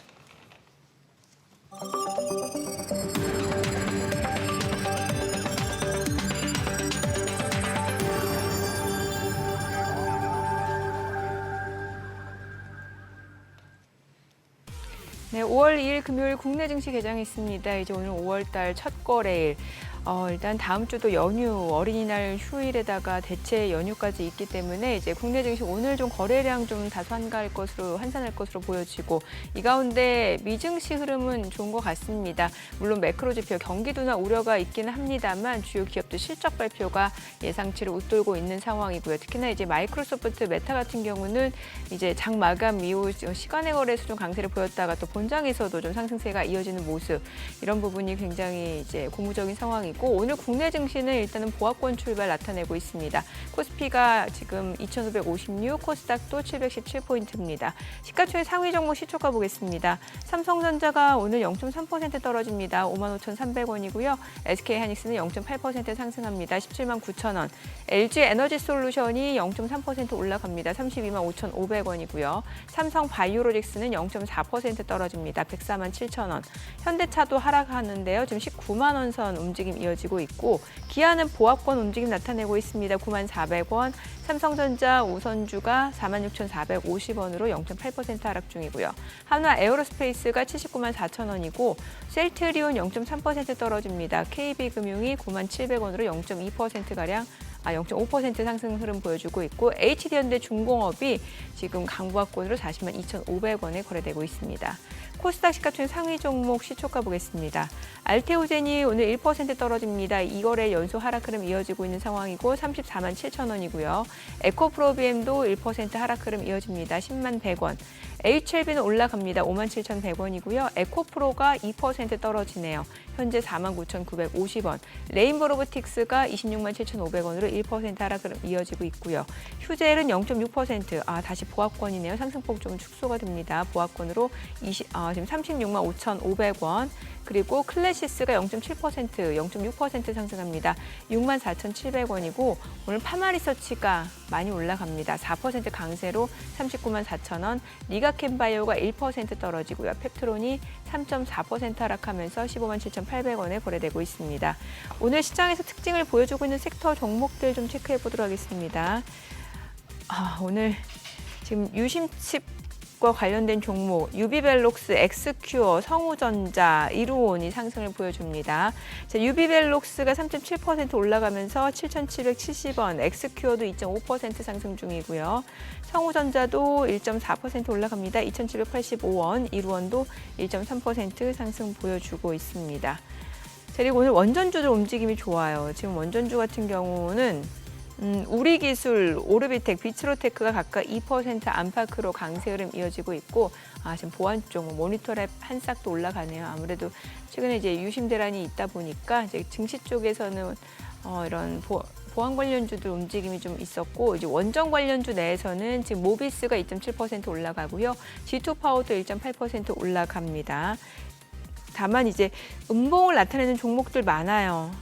시장 전체적으로도 지금 음봉으로 전환이 된 상황이고요. 자, 그리고 오늘 전력 설비 쪽 움직임 좋네요. LS 일렉트릭이 4% 강세입니다. 21만 2,500원이고요. HD 현대 일렉트릭도 3.4% 올라갑니다. 그 밖에 지금 산일전기, 가온전선도 올라갑니다. 각각 3.6%, 2.4% 오름세고요. 효성중공업도 2.5% 상승합니다. 50만 2천 원. 일진전기도 3.7% 올라가고 다만 세명전기는 5% 하락 흐름 이어지고 있는 상황이고요. A로트가 6.2% 강세입니다. 자, 오늘 전력설비 관련주들 움직임 좋습니다. 엔터테인먼트 쪽도 괜찮아요. 지금 NS E&M이 7.9% 강세고요. 큐브엔터도 5% 상승 중이고요. JYP 엔터테인먼트가 2% 올라가고 스튜디오 드래곤, 키스트도 각각 1% 이상 상승세고요. JYP 엔터테인먼트, SM 상승세고요. YG 엔터테인먼트, YG 플러스가 탄력적으로 올라가네요. 5% 상승으로 5,740원에 거래되고 있습니다. 하이브는 지금 보합권에 머물러 있는 상황이고요. 조선주도 움직임 좋네요. HD 한국 조선해양이 1% 올라가고 27만 6천 원, HD 현대미포, 삼성중공업 모두 상승 흐름 보여줍니다. 상승폭 자체가 그렇게 크진 않습니다만 그래도 양봉이에요. 자, 수급 상황 체크해 보도록 하겠습니다. 오늘 유가증권 시장에서는 지금 개인 투자자 순매수 보여줍니다. 970억 원 매수 우위고요. 외국인과 기관은 각각 866억 원, 159억 원 순매도. 코스닥에서도 개인 투자자는 78억 원 매수 우위입니다. 외국인과 기관은 각각 87억 원, 7억 원 순매도를 나타내고 있는 상황이고요. 달러 환율 체크해 보도록 하겠습니다. 달러 인덱스가 이제 100까지 올라선 상황인데 달러 환율 오늘 많이 올라갑니다. 15원 상승한 1,436원에 개장이 됐습니다. 환율 많이 올라가네요. 예. 예. 근데 저는 계속 우리 달러원 절대 레벨도 보지만 이제 계속해서 이제 다른 통화들하고 재정 네네. 환율로 살피는데 네. 어제 저 비오제기가 크긴 컸네요. 이게 뭐 한 142엔대에 놀던 달러엔이 145.5까지 와놓으니까 네. 우리 지금 한 10매던 15원 가까이 올랐는데도 불구하고 엔원은 지금 985원입니다. 우리 며칠 전에 1020원, 1030원 그랬잖아요. 네네네. 그러니 이게 뭐 환율이 뛰긴 뛰었는데 우리 원화가 약해졌다기보다는 뭐 달러 강세를 반영하는 정도. 달러 대비로. 네. 아우, 그리고 결국 이거 200일선을 해결을 못 하는구나. 우리 코스피가 이 200일선을 갖다가 올라서지를 뭐 이게 한 2,570원 라운드인데 이걸 갖다가 결국 연휴 끝나고 나서나 해결을 할 수 있을라나 뭐 그래 되는데 결국은 그동안 팡팡 올라왔습니다만 개인 매수만 갖고는 저걸 못 뚫래요. 그렇죠. 좀 더 기다리시죠. 아유, 아니 근데 저 아까 우리 이 대표님 무슨 말씀하시다 끝났죠? 그거 끝나고 나서 여쭤보고 싶은 게 있는데. 예. 그것만 이제 네. 설명드리면 네. 이제 미국이 결국 이제 뭐 아랍에미리트 방문한 이유가 예. 사우디하고 마찬가지로 이제 제품 쪽에서는 사실 이제 방산 제품들을 주겠다는 예. 거예요. 그동안 계속 막아놨었거든요. 예. 그리고 이제 이란 쪽하고 이제 단절을 하고요. 근데 그러게 뭐 이란산 원유 예. 구매하면은 또 추가 제재하겠다고 추가되죠. 했잖아요. 예. 특히 이제 그걸 다 중국이 갖고 하거든요. 파이프라인을 통해서 쫙 다 긁고 가거든요. 이란 석유를 예. 중국에서 가져가는데 예. 그러니까 그걸 구매하는 나라에 대해서 추가 제재하겠다. 추가 제재. 그걸 네. 구매하는 사람들은 또 이제 저기를 하겠다. 네, 그러니까 참. 하여튼 뭐 그렇게 보면은 제가 봤을 때는 여태까지 이제 그 반도체 수출 규제의 이제 가장 큰 핵심은 이제 국가 안보였거든요. 네. 그런데 뭐 방산 제품 자체를 이제 뭐 아랍에미리트한테 팔겠다, 뭐 사우디한테 팔겠다라는 것은 제가 봤을 때는 이제 사실 그 규제는 어느 정도 완화시키겠다는 거거든요. 그러면은 그냥 중국은 제가 봤을 때는 공식적으로는 미국이 그런 얘기를 못 할 것 같아요. 근데 그냥 은근슬쩍 어느 순간에 보면은 좀 규제를 좀 낮춰놓고 이렇게 얘기를 하지 않을까. 저는 그게 협상 카드로 사실 나와야 될 것 같고요. 그래서 제가 아까도 이제 엔비디아를 뿐만 아니라 이제 AI 산업 이런 것들이 조금 더 이제 글로벌로 이제 확산되려면 사실 중국을 잡고 가야 되거든요. 네. 예, 그 부분에 있어서는 우리 말씀하신 대로 뭐 다음 주에 이제 그 다다음 주에 그 트럼프 대통령 그 중동 방문하는 부분도 하나의 시그널이 될 수 있다. 저는 이렇게 지금 보고 있습니다. 어허, 예. 제가 이제 여쭤보고 싶었던 이 대표님, 저 어디 바이오 쪽도 좀 네. 살펴보고 보시죠. 예, 계속 보죠. 저는 계속해서 이 일라이 릴리를 갖다가 네네. 매일매일 체크하는 중에 어제는 어땠나 오늘은 어땠나 하는데 네. 이게 데일리로도 보면은 들쭉날쭉 하거든요. 그렇죠. 어제 같은 경우는 뭐 지금 뭐 12% 가까이 급락이 나와버렸는데 네. 이 종목을 갖다가 좀 주목할 수밖에 없는 게 이게 지금 우리 국내 네. 바이오 주도주들하고도 같은 그 이슈 아닙니까? 그렇죠. 네. 비만 치료제, 네, 네. 알약 네. 뭐 이런 식으로. 네. 아 근데 이거 일라이 릴리 이 자체를 어떻게 보세요? 지금 주봉이나 월봉으로 보면은 참 애매합니다, 이거. 네, 그렇죠. 애매하죠. 네. 네. 어제도 이제 뭐 실적 발표를 했어요, 사실. 그래요. 네. 오늘 아침에 새벽에 이제 장 끝나고 이제 실적 발표를 했는데 매출이 127억 달러 나왔네요. 분기 매출이. 네. 이게 작년 1분기에 비해서 45%가 매출이 증가한 거예요. 45%? 네, 매출이요. 예. 그러니까 작년 한 3분기부터 사실은 이제 일라일이라든지 예. 이런 이제 회사들이 이제 사실 이제 각광을 받았던 네, 거고 네. 그 이전까지 사실 크게 예. 저기하지 못했거든요. EPS가 3.34달러 나왔는데 시장 전망치를 하회했어요. 시장 EPS. 전망치를 하회했다. 그렇죠, 예. 그러니까 쉽게 얘기해서 뭐냐면은 매출이 45%가 나오지만은 네. 올해죠. 2025년도 전반적인 매출은 작년에 비해서 한 20% 정도로 잡고 있어요.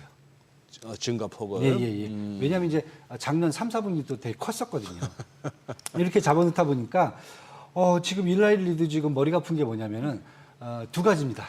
첫 번째가 뭐냐면은 이미 경쟁자들이 너무 많이 따라오기 시작했어요. 예. 뭐 국내에서도 사실 뭐 이제 여기는 이제 그 주사제잖아요. 예. 근데 뭐 먹는 비만 치료제라든지 이런 것들이 지금 FDA 신약 대기 중에 있어요. 예. 그러니까 미국 같은 경우도 이제 바이킹 테라피틱스 같은 경우가 지금 먹는 비만 치료제로 가고 있거든요. 얘들이 효과도 더 좋고. 그러니까 이런 애들이 지금 대기 중이에요. 첫 번째가 이거고 두 번째는 경기가 지금 침체로 가잖아요. 그러니까 의약품 같은 경우에는 간단합니다. 경기가 좋아야 사람들이 소비를 합니다. 맞아요. 돈 없으면 그냥 참아요. 그렇죠. 뭐 특히 치과도 뭐 다음에 가지. 뭐 병원 검진도 다음에 하지 다음에 이렇게 하고. 되는 거고. 비만 치료제는 예. 더 심합니다. 비만 치료제는. 더 심하죠. 왜냐하면 아니 경기가 좋아서 내가 돈이 있어갖고 이걸 먹어서 네. 내 몸이 좀 바뀌어져야 예. 효과가 나타날 거 아니에요. 예. 근데 경기가 이런 판에 지금 잘못하면 직장도 잃을 판인데 누가 지금 이걸 갖다가 손을 대겠습니까? 그러니까. 간단한 거거든요. 약이라는 예, 것은. 예. 그래서 제약은 어떻게 보면 경기 방어주가 될 수도 있겠지만 필수 약품들은요. 하지만 이런 비만 치료제라든지 여기 지금 일라일리가 갖고 있는 이제 치료제들 보면은 사실 이제 성인병 치료제들이 많거든요. 네. 우리가 잘 아는 이제 뭐 시알리스 같은 경우도 있고 예. 뭐 다 이런 이제 파이프라인들이 보면은 전반적으로 사실 경기에 좀 민감해요. 일라일리 같은 경우는. 그래서 그냥 뭐 작년 1분기에 비해서 이 정도 나왔지만 2분기, 3분기로 갈수록 지금 계속 매출이 작년에 비해서 상승률이 떨어질 수 있다. 가이던스가 솔직히 말해서 좀 많이 떨어집니다. 참 아니 옛날 네. 요즘이야 뭐 한 반에 애들 뭐 10명, 20명 그게 한 클래스지만 저희는 뭐 60명 넘는 시절에 했습니다만 네. 아니 한 반에서 60등 하던 애가 30등까지 올라올 수는 있지만 네네. 그렇다고 다음 시험에는 너 30등에서 1등 해라 하는 건 말이 안 되잖아요. 그렇죠. 네. 작년에 40%나 1년 사이에 45%는 매출이 늘었는데 네네. 그 늘어난 매출에서 또 45%, 뭐 30% 늘으라 하는 건 말이 안 되는데 네. 그래서 뭐 20 몇 프로 그러면 그것도 잘하는 건데 그걸로는 주가는 양이 안 찬다. 양이 안 차죠.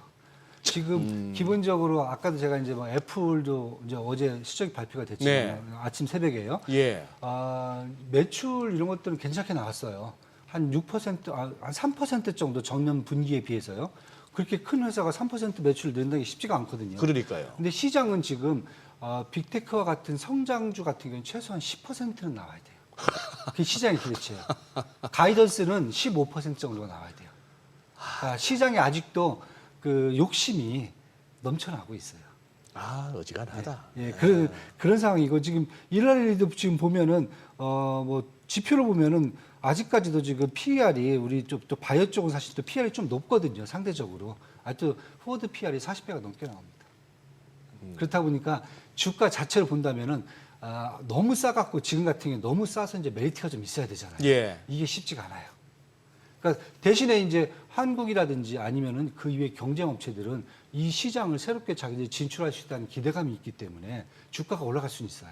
그런데 가장 맨 앞에 선두에 있는 일라일리 같은 경우에는 바로 경기에 어떤 그 영향을 바로 받기 때문에 당장은 제가 봤을 때 일라일리는 쉽지 않을 것 같아요. 좀 더 조정을 좀 받아야 될 것 같아요. 우리 국내는 그러면 어떨까요? 비만 치료제. 일라이릴리 주가에 영향을 받을까요? 저는 일라이릴리보다는 우리 국내 자체적인? 같은, 예, FDA 승인이라든지 승인, 기술 그런 문제가 거죠? 더 중요한 거죠. 아. 왜냐하면 이제 국내 같은 경우는 지금 다 보시다시피 이제 주사제보다는 사실 예. 이제 먹는 쪽으로 지금 알약 쪽으로 지금 다 준비를 하고 있거든요. 저 찌를 필요 없다. 그렇죠. 찌르면 저도 아프거든요. 저 싫어요. 찌르는 거 막지가. 찌르는 거. 예. 아니 뭐 구강 쪽으로 하는 것 같은 경우는 사실 너무 힘들죠, 그런 것들은. 네. 예, 그렇다고 보면은 결국은 지금 국내 같은 경우에는 지금 일라일리의 실적이 중요한 게 아니라 우리는 일단 기술 개발해갖고 약품을 만들어내는 게 중요한 거거든요, 지금. 네, 그러니까 그런 관점에서 지금 우리 국내 바이오주들의 저 주가 흐름은 어떻게 평가하십니까? 사실 뭐 지금 변동성이 좀 크잖아요. 네네. 근데 저는 이렇게 좀 봅니다. 계속 이제 뭐 기술 개발을 갖고 얘기하는 데가 많아요.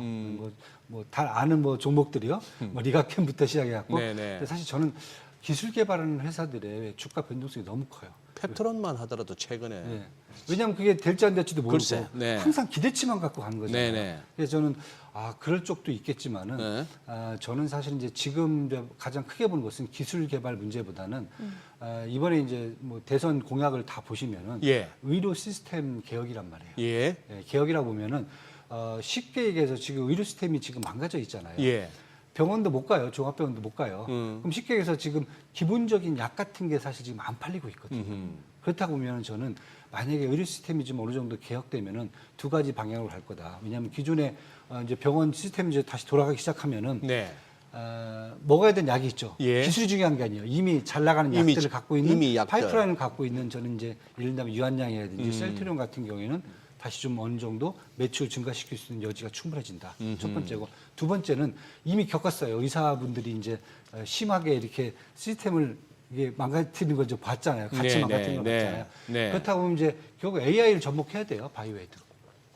AI를 접목해야 된다. 그러니까 쉽게 해서 건강검진 가서 굳이 의사가 있을 필요가 없다는 거죠. 그게 이제 얘기해 주는 게 뷰노라든지 아니면 루닛이라든지 네. 이런 종목들이잖아요. 예. 그런 쪽으로는 저는 앞으로 향후에 전망성이 더 그런 쪽으로 더 보고 가야 되지 않겠는가. 그러니까 루닛 당장 해도 올해 같은 게 적자폭이 뭐 충분히 확실하게 이제 이게 많이 메꿔질 걸로 지금 보고 있고요. 매출도 지금 작년에 비해서 한 거의 50% 이상 더 증가될 걸로 보고 있고, 물론 이제 FDA 승인도 지금 대기 중이지만은 그런 측면들을 본다면은 저는 차라리 이제 제약바이오 쪽은 일단은 기존에 계속 자체적으로 제품을 생산해 갖고 판매까지 가는 기술만 개발하는 데가 아니라요. 이런 회사들 하고 한쪽에서는 AI를 접목해 갖고 기존에 이제 새로운 방향으로 이 헬스케어 쪽을 끌고 갈 수 있는 업종들 그런 쪽으로 사실 저는 좀 먼저 보고 있습니다. 네. 알겠습니다. 오늘 여기까지 듣겠습니다. 내용 잘 들었습니다. 예, 고맙습니다. 감사합니다. 감사합니다. 네, 오늘 들으신 내용과 관련해서 더 다양한 정보 원하시는 분들은 카카오톡 채널에서 머니를 검색하셔서 친구 추가하시기 바랍니다. 그리고 머니쇼가 없는 토요일에는 토요일 오전 11시 유튜브 채널 머니를 검색하시면 또 뉴욕 증시 다양한 리뷰 만나보실 수 있으니까요. 참고해 보시기 바랍니다.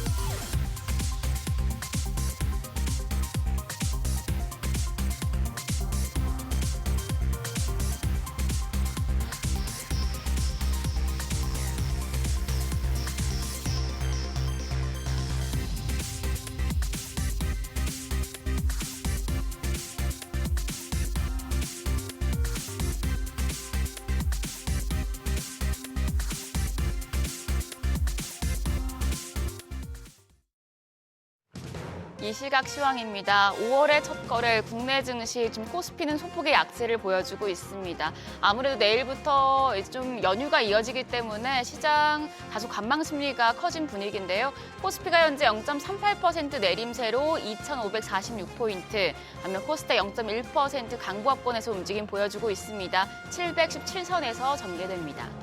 수급 상황 보시죠. 유가증권 시장 매매 동향 확인하도록 하겠습니다. 최근에 외국인들 셀코리아를 보였었는데 아주 외국인들 수급 상황 좀 확인해 보시죠. 외국인들 오늘도 팔자 포지션 취하고 있습니다. 1,273억 원 매도 우위 기록하고 있고요. 기관 역시도 360억 원 매도 우위입니다. 이런 가운데 개인만 홀로 1,464억 원 순매수하고 있습니다. 코스닥 시장에서는 외국인과 기관, 지금 코스피와 다르게 매수 우위를 보여주고 있습니다. 외국인이 금액 소폭이지만 33억 원의 사자 포지션 취하고 있고요. 기관 역시도 금액은 소폭이지만 매수 우위 기록 중입니다. 이런 가운데 코스닥 시장에서는 개인만 홀로 25억 원 매도 우위 기록하고 있습니다. 등락률 상하위 업종입니다. 오늘은 통신 서비스와 전기 장비, 그리고 방송과 엔터테인먼트 업종이 상승률 상위권에 위치해 있습니다. 반면 판매 업체와 에너지 장비와 서비스 쪽, 항공화물 운송과 물류 섹터는 하락폭이 큰 것으로 집계됩니다. 그럼 시장을 주도하는 테마 종목별 시세 체크하시죠. 인공지능 확산에 따른 전력 수요 증가 기대와 또 미국발 정책 호재가 맞물리면서 전선과 전력 설비 관련주가 다시금 주목받고 있습니다. 하나증권에서는 대한전선이 2분기부터 해외 부문 매출 회복에 힘입어서 실적이 빠르게 개선될 것으로 전망을 했는데요. 대한전선 이에 2%대 오름세 기록 중입니다. 거래가 11,870원이고요. 그밖에 일진전기가 4.37% 오름세로 26,300원, 가온전선도 1.6% 오름세로 거래가 61,300원입니다. 밖에 대원전선이 1.6%, LS 에코에너지도 0.47% 상승세 보여주고 있습니다. 다음은 전력설비 관련주입니다. 전력설비 관련주 내에서는 보성파워텍이 6.1% 오름세인데요. 보성파워텍은 한국수력원자력을 주축으로 한 팀코리아가 사업비 26조 원으로 추산되는 체코 신규 원전 2기의 사업자로 최종 선정됐다는 소식에 영향을 받고 있습니다. 5.6% 강세로 거래가는 3,100원. 그밖에 산일전기가 6.79% 강세입니다. 58,200원에 거래되고 있고요. 위너스가 3%대 강세로 19,880원, LS 일렉트릭이 4.42% 오름세로 거래가 21만 2,500원입니다. HD 현대 일렉트릭도 4% 가까이 상승합니다. 32만 원대에 거래되고 있습니다. 한편 엔터테인먼트 관련주, 한한령 해제 기대감이 연일 강세를 보여주고 있습니다. 중국에서 오는 9월 5만 명 규모의 K-팝 콘서트가 개최된다는 소식에 투심이 불을 붙인 모습인데요. 오늘 NS E&M이 3% 가까운 오름세로 2,130원대, 스튜디오 드래곤이 2.54% 강세로 거래가는 52,500원입니다. 큐브엔터가 4.49% 상승합니다. 25,500원의 거래가 집계되고 있고요. 블리츠웨이 엔터테인먼트가 3.27%, 컨텐트리 중앙이 1.56% 강세 보여주고 있습니다. 마지막으로 우크라이나 재건 관련주도 오름세 보여줍니다. 미국과 우크라이나가 현지 시간 지난달 30일 우크라이나 핵심 광물 자원에서 미국 지분을 일부 인정하는 내용의 양자 관물 협정을 체결했죠. 지금 우크라이나 재건 기대감은 조금 더 높아지는 상황인데요. 오늘 E&M 같은 경우에는 지금 상한가입니다. 아무래도 정치 테마주로 엮이는 분위기도 있고요. 아이톡시가 10.7% 급등세, 밖에 유신이 8.65%, SG가 2.67%, TYM까지도 1.34% 오름세 기록하고 있습니다.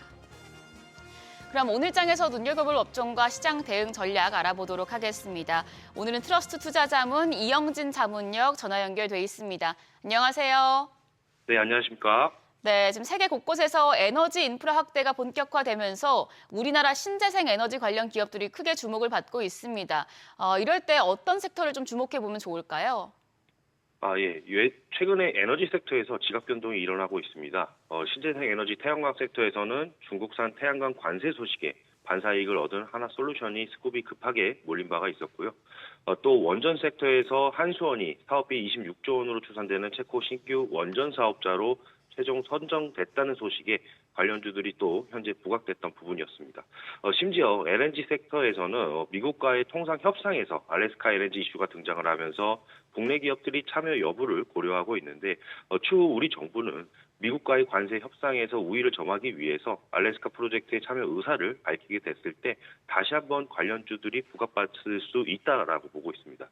이렇게 세 가지 호재성을 동시에 아우를 수 있는 섹터가 유일하게 피팅 밸브 섹터라고 저는 보고 있고요. 한국 피팅 산업은 지금 에너지 패권 전쟁의 한복판에서 기술력으로 다시 한번 주목받고 있는 상황이기 때문에 실적주로도 주목해 가실 필요가 있겠습니다. 네, 아무래도 종목 선별이 중요할 것 같은데 전문가님께서는 피팅 밸브 관련주 중에서 어떤 종목 좋게 보시나요? 예, 국내 피팅 밸브 주도주 중에서는 성강밴드와 DK락이 대표적이다라고 말씀드릴 수 있겠습니다. 우선 성강밴드는 북미 지역에서 시장 점유율 40%나 확보를 하면서 매출의 절반 이상을 미국에서 올리고 있습니다. 극한 상황에서도 환경에서도 이렇게 견딜 수 있는 고압, 고온용 피팅에 강점을 보이면서 중동 아람코와의 납품 계약 등 글로벌 네트워크로도 강화를 하고 있는 중이겠습니다. 2024년 기준으로 봤을 때 중동 가스전 수주도 이미 가시화됐는데 향후 추가적으로 발생할 수주 공시도 살펴보시면서 현재 유입되는 외인 기관 수급에 주목해 보실 필요가 있겠고요. 그리고 DK락은 개장용 피팅과 밸브 전문 기업으로서 미국 에너지 대기업들과의 장기 거래를 유지하고 있는 기업입니다. 현지 합작사 DK락 아메리카를 통해서 미국 내에 생산과 유통 체계를 갖추면서 수출 구조를 안정화했고 나아가 고부가 분야인 항공 방산 부분으로 진출도 본격화되고 있어서 KF-21 전투기 시제기에 유압 피팅을 납품했던 실적을 기반으로 해서 유럽과 중동 방산 시장 진출을 모색하고 있는 과정이겠습니다. 그래서 이제 향후 중동 시장의 성장도 피팅 수요에 대한 긍정적인 영향을 미치고 있고 국내에서도 SOE 샤인 프로젝트와 신한울 3, 4호기 건설 등의 대규모 설비 투자가 이어지면서 내수 기반 역시 탄탄하게 유지되고 있기 때문에 해당 두 기업의 구조적 성장 기회를 체크해 보시면서 대응 관점 잡아보시기 바라겠습니다. 네, 다음 주 우리 시장 어린이날과 석가탄신일로 화요일까지 쉬어갑니다. 그래서 오늘이 연휴 전 마지막 거래일인데 투자자분들 위해서 대응 전략도 함께 세워주시죠. 예, 현재 트럼프 관세 정치와 조기 대선 정책 관련 이슈들이 쏟아지면서 이렇게 혼란한 시장 분위기를 연출하고 있는데 이럴 때일수록 실적주를 조금 더욱더 주목하시는 것이 좋다고 보고 있습니다. 더욱이 현재 실적 발표 시즌을 맞이하면서 호실적이 기록될 기업들 그리고 향후 가이던스가 좋게 발표될 기업들에 주목하시자라고 말씀드리고요. 그동안 제가 조선주를 비롯해서 방산 관련주 그리고 K뷰티 관련주 이렇게 주요 실적주들만 소개시켜 드린 부분도 앞서 말씀드린 취지와 부합합니다. 그리고 오늘 에너지 관련 산업까지 추가적으로 설명드리면서 대응 관점 잡아드렸고 이렇게 한국 피팅 산업 자체가 품질 인증 체제예요. 그리고 고부가 제품 생산 역량이 강점이기 때문에 기술력 기반의 글로벌 확장 전략을 통해서 향후 시장 주도권을 더욱더 넓혀가는 부분을 확인해 보시면서 성공 투자하시길 응원드리겠습니다. 네, 오늘 말씀 고맙습니다. 지금까지 업종과 대응 전략 알아봤습니다.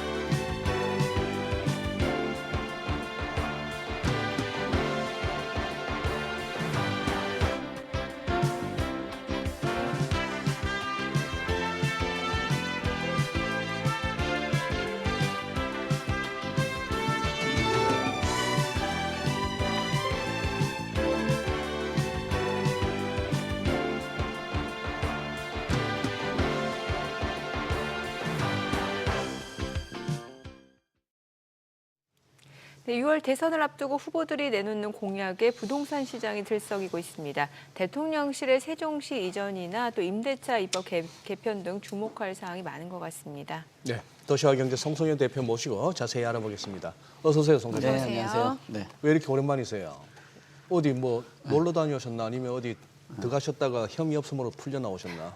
지금 뭐 한 달 정도 한 달. 파면 나는 줄 알았는데 예. 뭐 방송에 뭐 문제 없이 했더라고요. 예전 모니터 그러니까. 보니까. 예. 그보다 얘기 듣기로는 요즘에 좀 시급한 얘기들이 많아가지고 뭐 당분간 조금 뭐 부동산보다 아, 그래요? 뭐 이제 또 대선 국면 들어가다 보니까 또 부동산 시장 또 많이 지켜들 보시니까 네, 또 나왔습니다. 예, 그래요. 뭐라고 해야 될까? 이제 뭐 유력 후보, 네.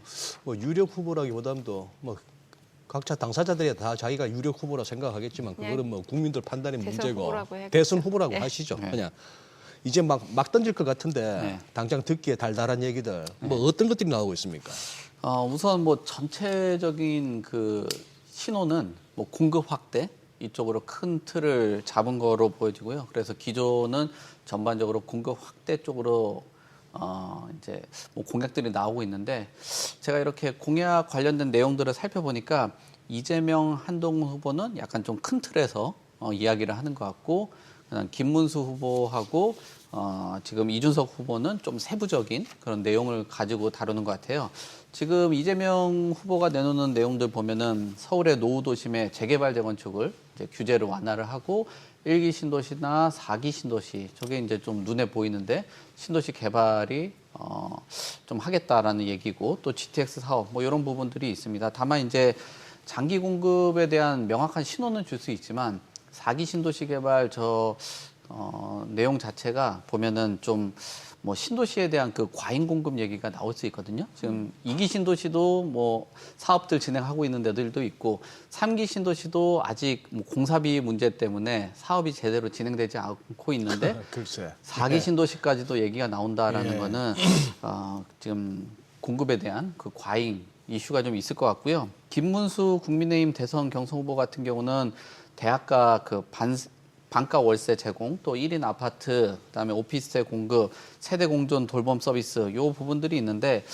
타겟층은 좀 명확한 것 같아요. 그러니까 청년하고 고령층에다가 좀 타겟층을 맞췄는데 이제 자칫 그 단점으로 볼 수 있는 거는 복지적인 측면으로 좀 접근을 한다. 그러니까 정책적인 그 신호 자체가 주택 시장의 전반적인 그 체질 개선하는 데는 조금 한계가 있지 않나 그렇게 볼 수 있을 것 같고요. 근데 송 대표님 한번 잠깐만 네. 짚고는 가십시다.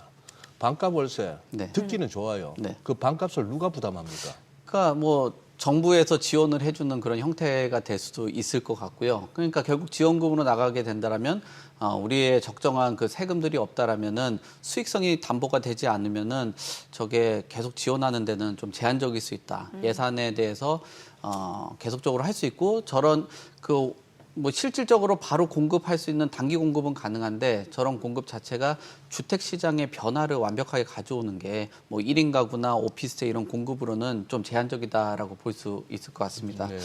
자, 그리고 한동훈 후보하고 이준석 후보 공약들도 살펴보니까 한동훈 후보는 재건축 재개발에 대한 규제를 완화를 하고 취득세 폐지나 청년 대상으로 담보에 대한 인정 비율을 완화를 하겠다라는 거거든요. 그러니까 공급에 대한 촉진과 뭐 실질적으로 그 진입 장벽들을 청년들이나 이런 부분들에 낮춰주겠다라는 뭐 목표를 갖고 있는 것 같은데 저 부분에 좀 단점으로 지적을 해볼 수 있는 거는 정책에 대한 그 형평성 얘기가 나올 수밖에 없거든요. 청년들만 어떤 주택 시장의 주요 수요층은 아니거든요. 뭐 고령층도 있을 테고요. 또 뭐 40살 또 40대 50대인 분들도 내 집 마련을 못 하신 분들도 네. 있거든요. 그러니까 청년들에게 너무 쏠림 현상들이 나타날 수 있는 이런 정책 형평성의 문제가 나올 수 있을 것 같고요. 또 이준석 개혁신당 대선 후보 같은 경우는 뭐 생애주기에 맞춰서 세금을 감면을 한다든지 고령자가 매도를 하게 되면은 뭐 장특공제에 대해서 올려준다. 그다음 임대 등록으로 지방 미분양에 대해서 해결을 해주겠다. 그러니까 세제적으로 접근을 하다 보면은 아무래도 뭐 유인을 좀 단기적으로는 좀 끌어들일 수 있는 정책이고 또 실효성도 높고 시장에 좀 순응을 할 수는 있어요. 세금적인 정책이다 보니까. 다만 과거에 임대사업 관련돼서 문재인 정부 때 뒤집었던 그런 사례 때문에 정책에 대한 신뢰도가 굉장히 좀 떨어져 있고요. 그다음에 세금적인 부분하고 저렇게 세부적이다 보니까 정책에 대해서 좀 무게감이 좀 떨어지는 뭐 그런 부분들을 좀 지적할 수 있을 것 같습니다. 네. 예. 지금 특히나 이제 부동산 시장에서 좀 들썩였던 것 중에 하나가 네. 대통령실 네. 세종시로 네. 이전한다는 내용. 이거 좀 알려주시고 이것 때문에 실제로 세종시 부동산 영향이 있었는지도 궁금하거든요. 뭐 영향은 있었던 것 같아요. 예. 수치로 보면은 4월 14일 기준으로 보면 세종시 아파트 값이 전주 대비해서 0.04%가 상승을 했고 거래량도 늘어난 것들은 사실이거든요. 그러니까 세종시를 이제 행정수도 중심으로 이전하겠다라는데 저게 이제 실질적으로 그 지역과 좀 그 관계가 좀 있는 사람들은 좀 관심을 좀 갖고는 있는데 뭐 국민의힘이든 이재명 그 후보든 뭐 나왔던 그런 언급 자체가 지금 벌써 관심도가 사실 투자자 시장에서는 그렇게 관심도가 없다라고 하는 게 현실적인 상황입니다. 지금 뭐 거래량도 늘고 매매 대금도 늘고 상승률이 올랐었는데 지난해에도 세종시 아파트 가격이 4.2% 정도로 큰 하락을 경험을 했기 때문에 그 하락폭에서 상승한 거로 보는 것이 좀 맞지 않겠냐라고 봐야 될 것 같고요. 그리고 현실에서 그 수도를 행정 수도를 옮긴다라는 게 저렇게 단기간 제가 볼 때는 신도시 공급하는 것만큼 굉장히 어려울 것으로 보여지거든요. 그래서 지금 월별 거래량이 계속적으로 유지가 될 수 있냐라는 거는 좀 의문으로 작용할 수 있을 것 같습니다. 예. 뭐 이런 질문 저 개인적으로 여쭙기 그러합니다만 질문지에 있으니까 아니 세종시에서도 뭐 줍줍대란 네. 아파트 내채 무순위 청약에 11만 명 네. 뭐 이런 얘기를 우리가 꼭 알아야 되나 싶긴 한데 뭔 얘기입니까 이게? 이게 그러니까 세종시의 세종 이슈도 있긴 하겠지만 가격이 좀 저렴했어요. 그러니까 시세보다는 2억 정도가 좀 떨어졌는데 우리가 서울 다루다가 그 몇십억 얘기만 하다가 지금 들어보면은 세종 파밀리의 전용에 대한 그 분양가가 4억 7,900만 원 정도 되거든요. 그러니까 가격이 좀 저렴하다라는 것 때문에 줍줍이라는 건 시세 대비해서 좀 저렴하게 내 집 마련을 할 수 있다라는 기대 심리와 투자 심리가 같이 작용을 하는데 그런 부분에서는 시세보다 2억 정도 저렴하고 주택 가격이 4억 정도 후반의 가격이라면은 내 집 마련을 해도 되겠다라는 생각들을 하신 것 같아요. 그래서 5구제곱으로는 2만 4천 명, 그리고 8사로는 한 3만 3천 명, 그다음 5구 B형 같은 경우는 5만 명이 넘는 그런 뭐 청약 접수 결과가 나타났는데 하도 뭐 지원자가 몰리다 보니까 지금 사이트 접속이 좀 지연되는 그런 결과도 갖고 왔습니다. 근데 이 그 시장 흐름들을 잘 보셔야 되는 게 이 세종이라는 게 구조적인 좀 한계를 갖고 있는 부분들이 있거든요. 지금 주택 가격을 끌고 가는 거는 재개발 재건축이 가격을 선도해서 가는데 세종시는 재개발 재건축에 들어가려면 한참 먼 단지들로 구성이 되어 있고요.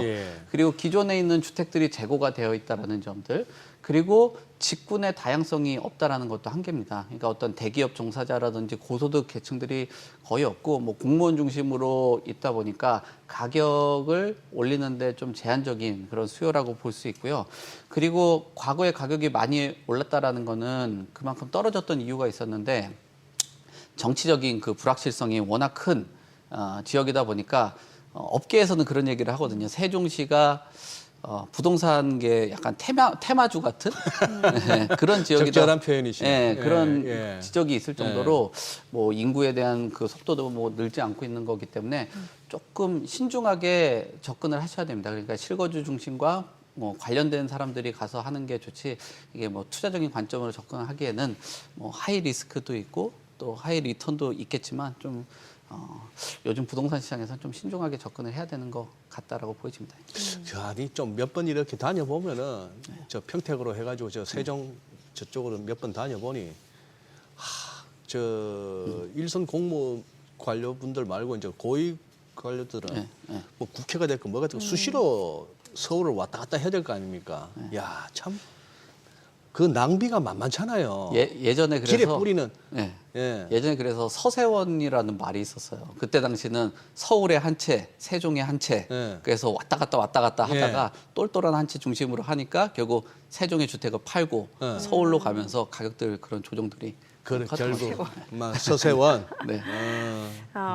아니 부동산 그 정책이 하도 손바닥 뒤집도 바뀌고 뭐 여러 법 나오니까 좀 머리가 아파서 모르겠는데 임대차 2법은 또 뭐예요? 임대차 1법이 지금 있었던 거예요? 이게 또 궁금하고. 이게 또 대선 이게 또 바뀔 수도 있다고 하는데 좀 알려주세요. 뭐 임대차 입법에 대한 부작용들은 항상 지적이 되어 왔죠. 왜 이게 입법이에요? 이제 계약갱신을 하는 그 과정 안에서 가격들을 올리지 못하는, 그러니까 5% 상한으로 했고요. 그다음에 네.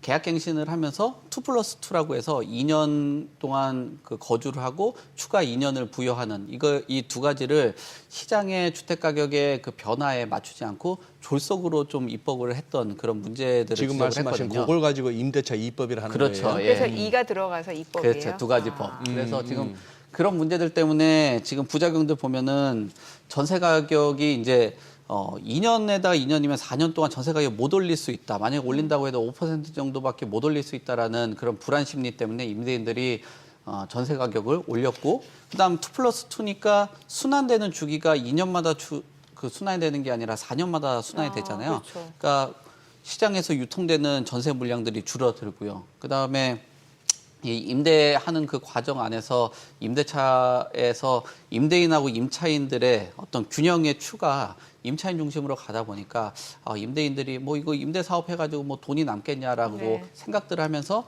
시장의 물량들이 줄어들고 있는 겁니다. 그래서 지금 그 제도에 대해서 폐지냐 수정이냐라고 얘기들이 나오는데, 완전 폐지를 하기에는 정책 일관성에 좀 한계가 좀 있을 것 같고, 그래서 수정 보완 쪽으로 나오고 있는데, 아까 5% 말씀드렸는데 이 5%를 한 시장 뭐 가격이 좀 올라가다 보니까 한 10% 정도로 올리는 게 좀 좋지 않겠냐라는 의견들이 나오고 있고요. 그다음에 지역들마다 전세 가격이 좀 다르거든요. 그러니까 지역에 맞춰가지고 자율성을 좀 주자. 그리고 좀 그 생각으로 봤을 때 임대차 입법에 폐해가 너무 크고 부작용이 너무 많다. 그래서 아예 처음으로 좀 복귀하자. 뭐 이런 다양한 의견들이 나오고 있는데, 도입 전으로 복귀하는 거는 조금 한계가 좀 있을 것 같고, 상한 요일이라든지 지역 자율 운영 뭐 이런 부분에 대해서는 좀 가능성이 좀 열려 있지 않나 그렇게 보여집니다. 아니면 아예 해외처럼 전세가 없어지고 다 월세를 하는 건 네, 저도 어떻게 그런 생각하세요? 생각들을 예. 조금 생각해 보는데, 예. 우리나라의 문제는 전세 대출은 70, 80% 해주는데 매매 대출은 한 40, 50% 그렇죠. 해주거든요. 그러니까 수요자들이 대출 많이 해주는 그 전세 쪽으로 가는 부분도 있어요. 그래서 오히려 매매 관련된 대출하고 전세 관련된 대출하고 균형을 좀 맞춰준다라고 하면은 굳이 전세 안 사고 매매 쪽으로 그렇죠. 가는 예. 이런 문제들, 그리고 시장에서 집을 살 수 있는 사람들은 전세에서 매매로 갈 수 있게 만들어줘야지 자꾸 그 허들을 이쪽은 높여놓다 보니까 우리 소위 말하는 월세에서 전세 가고 전세에서 매매로 전환되는 그 주기가 굉장히 좀 멀어졌다라고 볼 수 있을 것 같습니다. 참, 대출 조건만 해도 갭 투자하기 딱 좋으네. 네. 그러니까요. 아예 차라리 전세를 없애고 아예 뭐 고려 여건을 예. 만들어 놨구만. 예. 네. 아니 근데 우리 송 대표님, 네. 저기 부동산 전문가시잖아요. 네. 그런데 뭐 유력 대선 후보가 되실 가능성은 낮지만 네. 누가요? 우리 송 대표님이 아니다 보니까 뭐 누구나 될 수 있겠더라 보니까 요즘은 또. 네 그런데 부동산 전문가로서 네.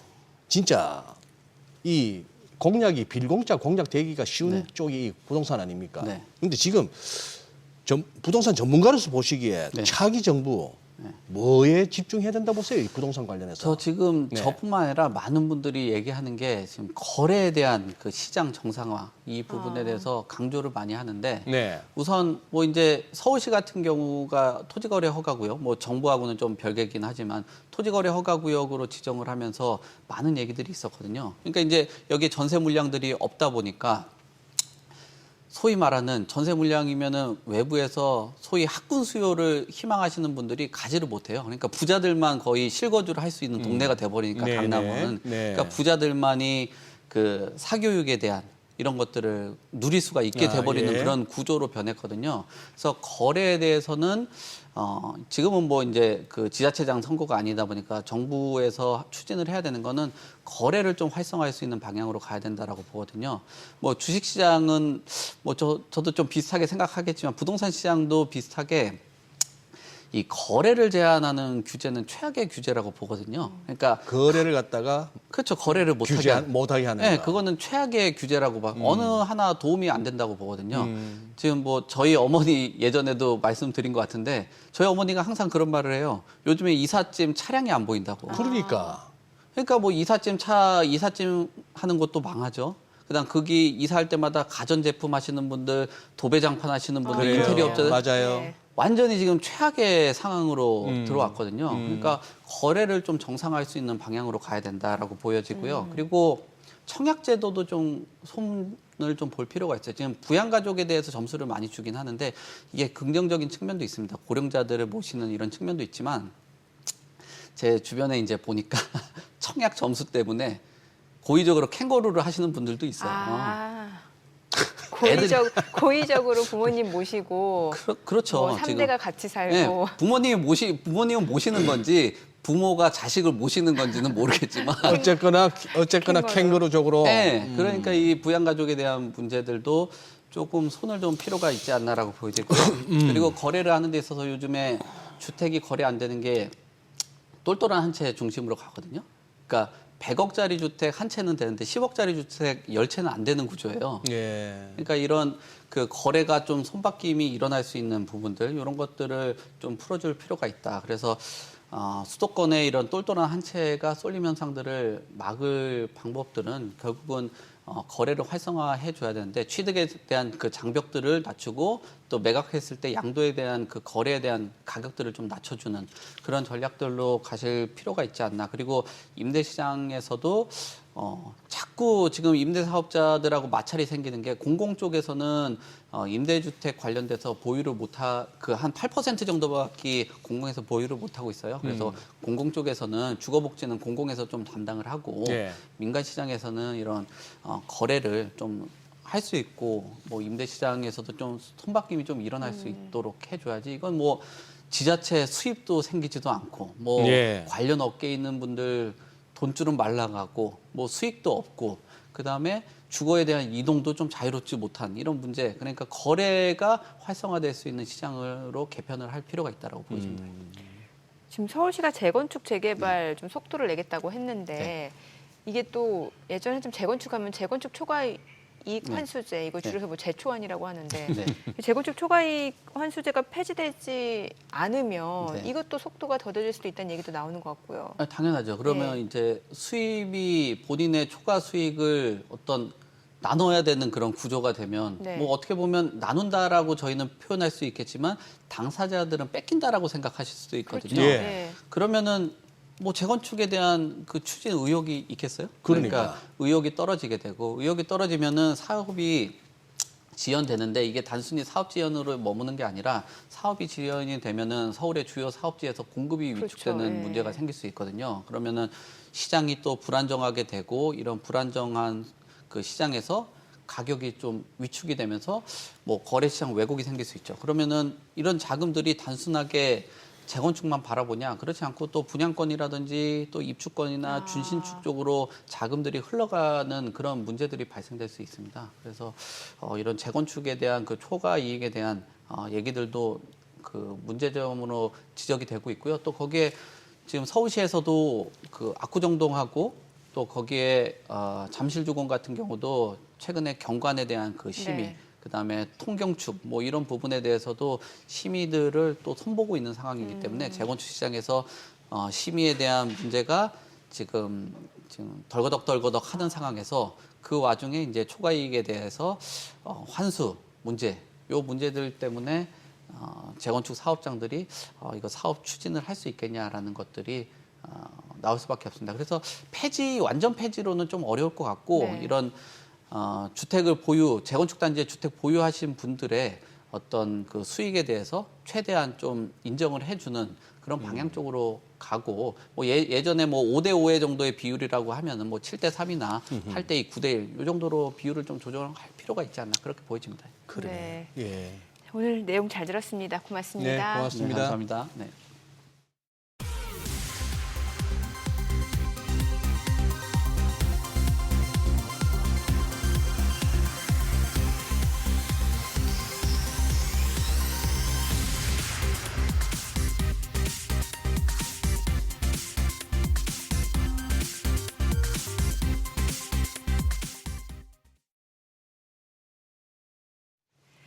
네, 오늘 시장은 지금 전체적으로는 일단 뭐 보합권 움직임 좀 이어지고 있는 상황인데 여기도 코스닥은 강보합으로 전환이 됐네요. 네, 예. 그러네요.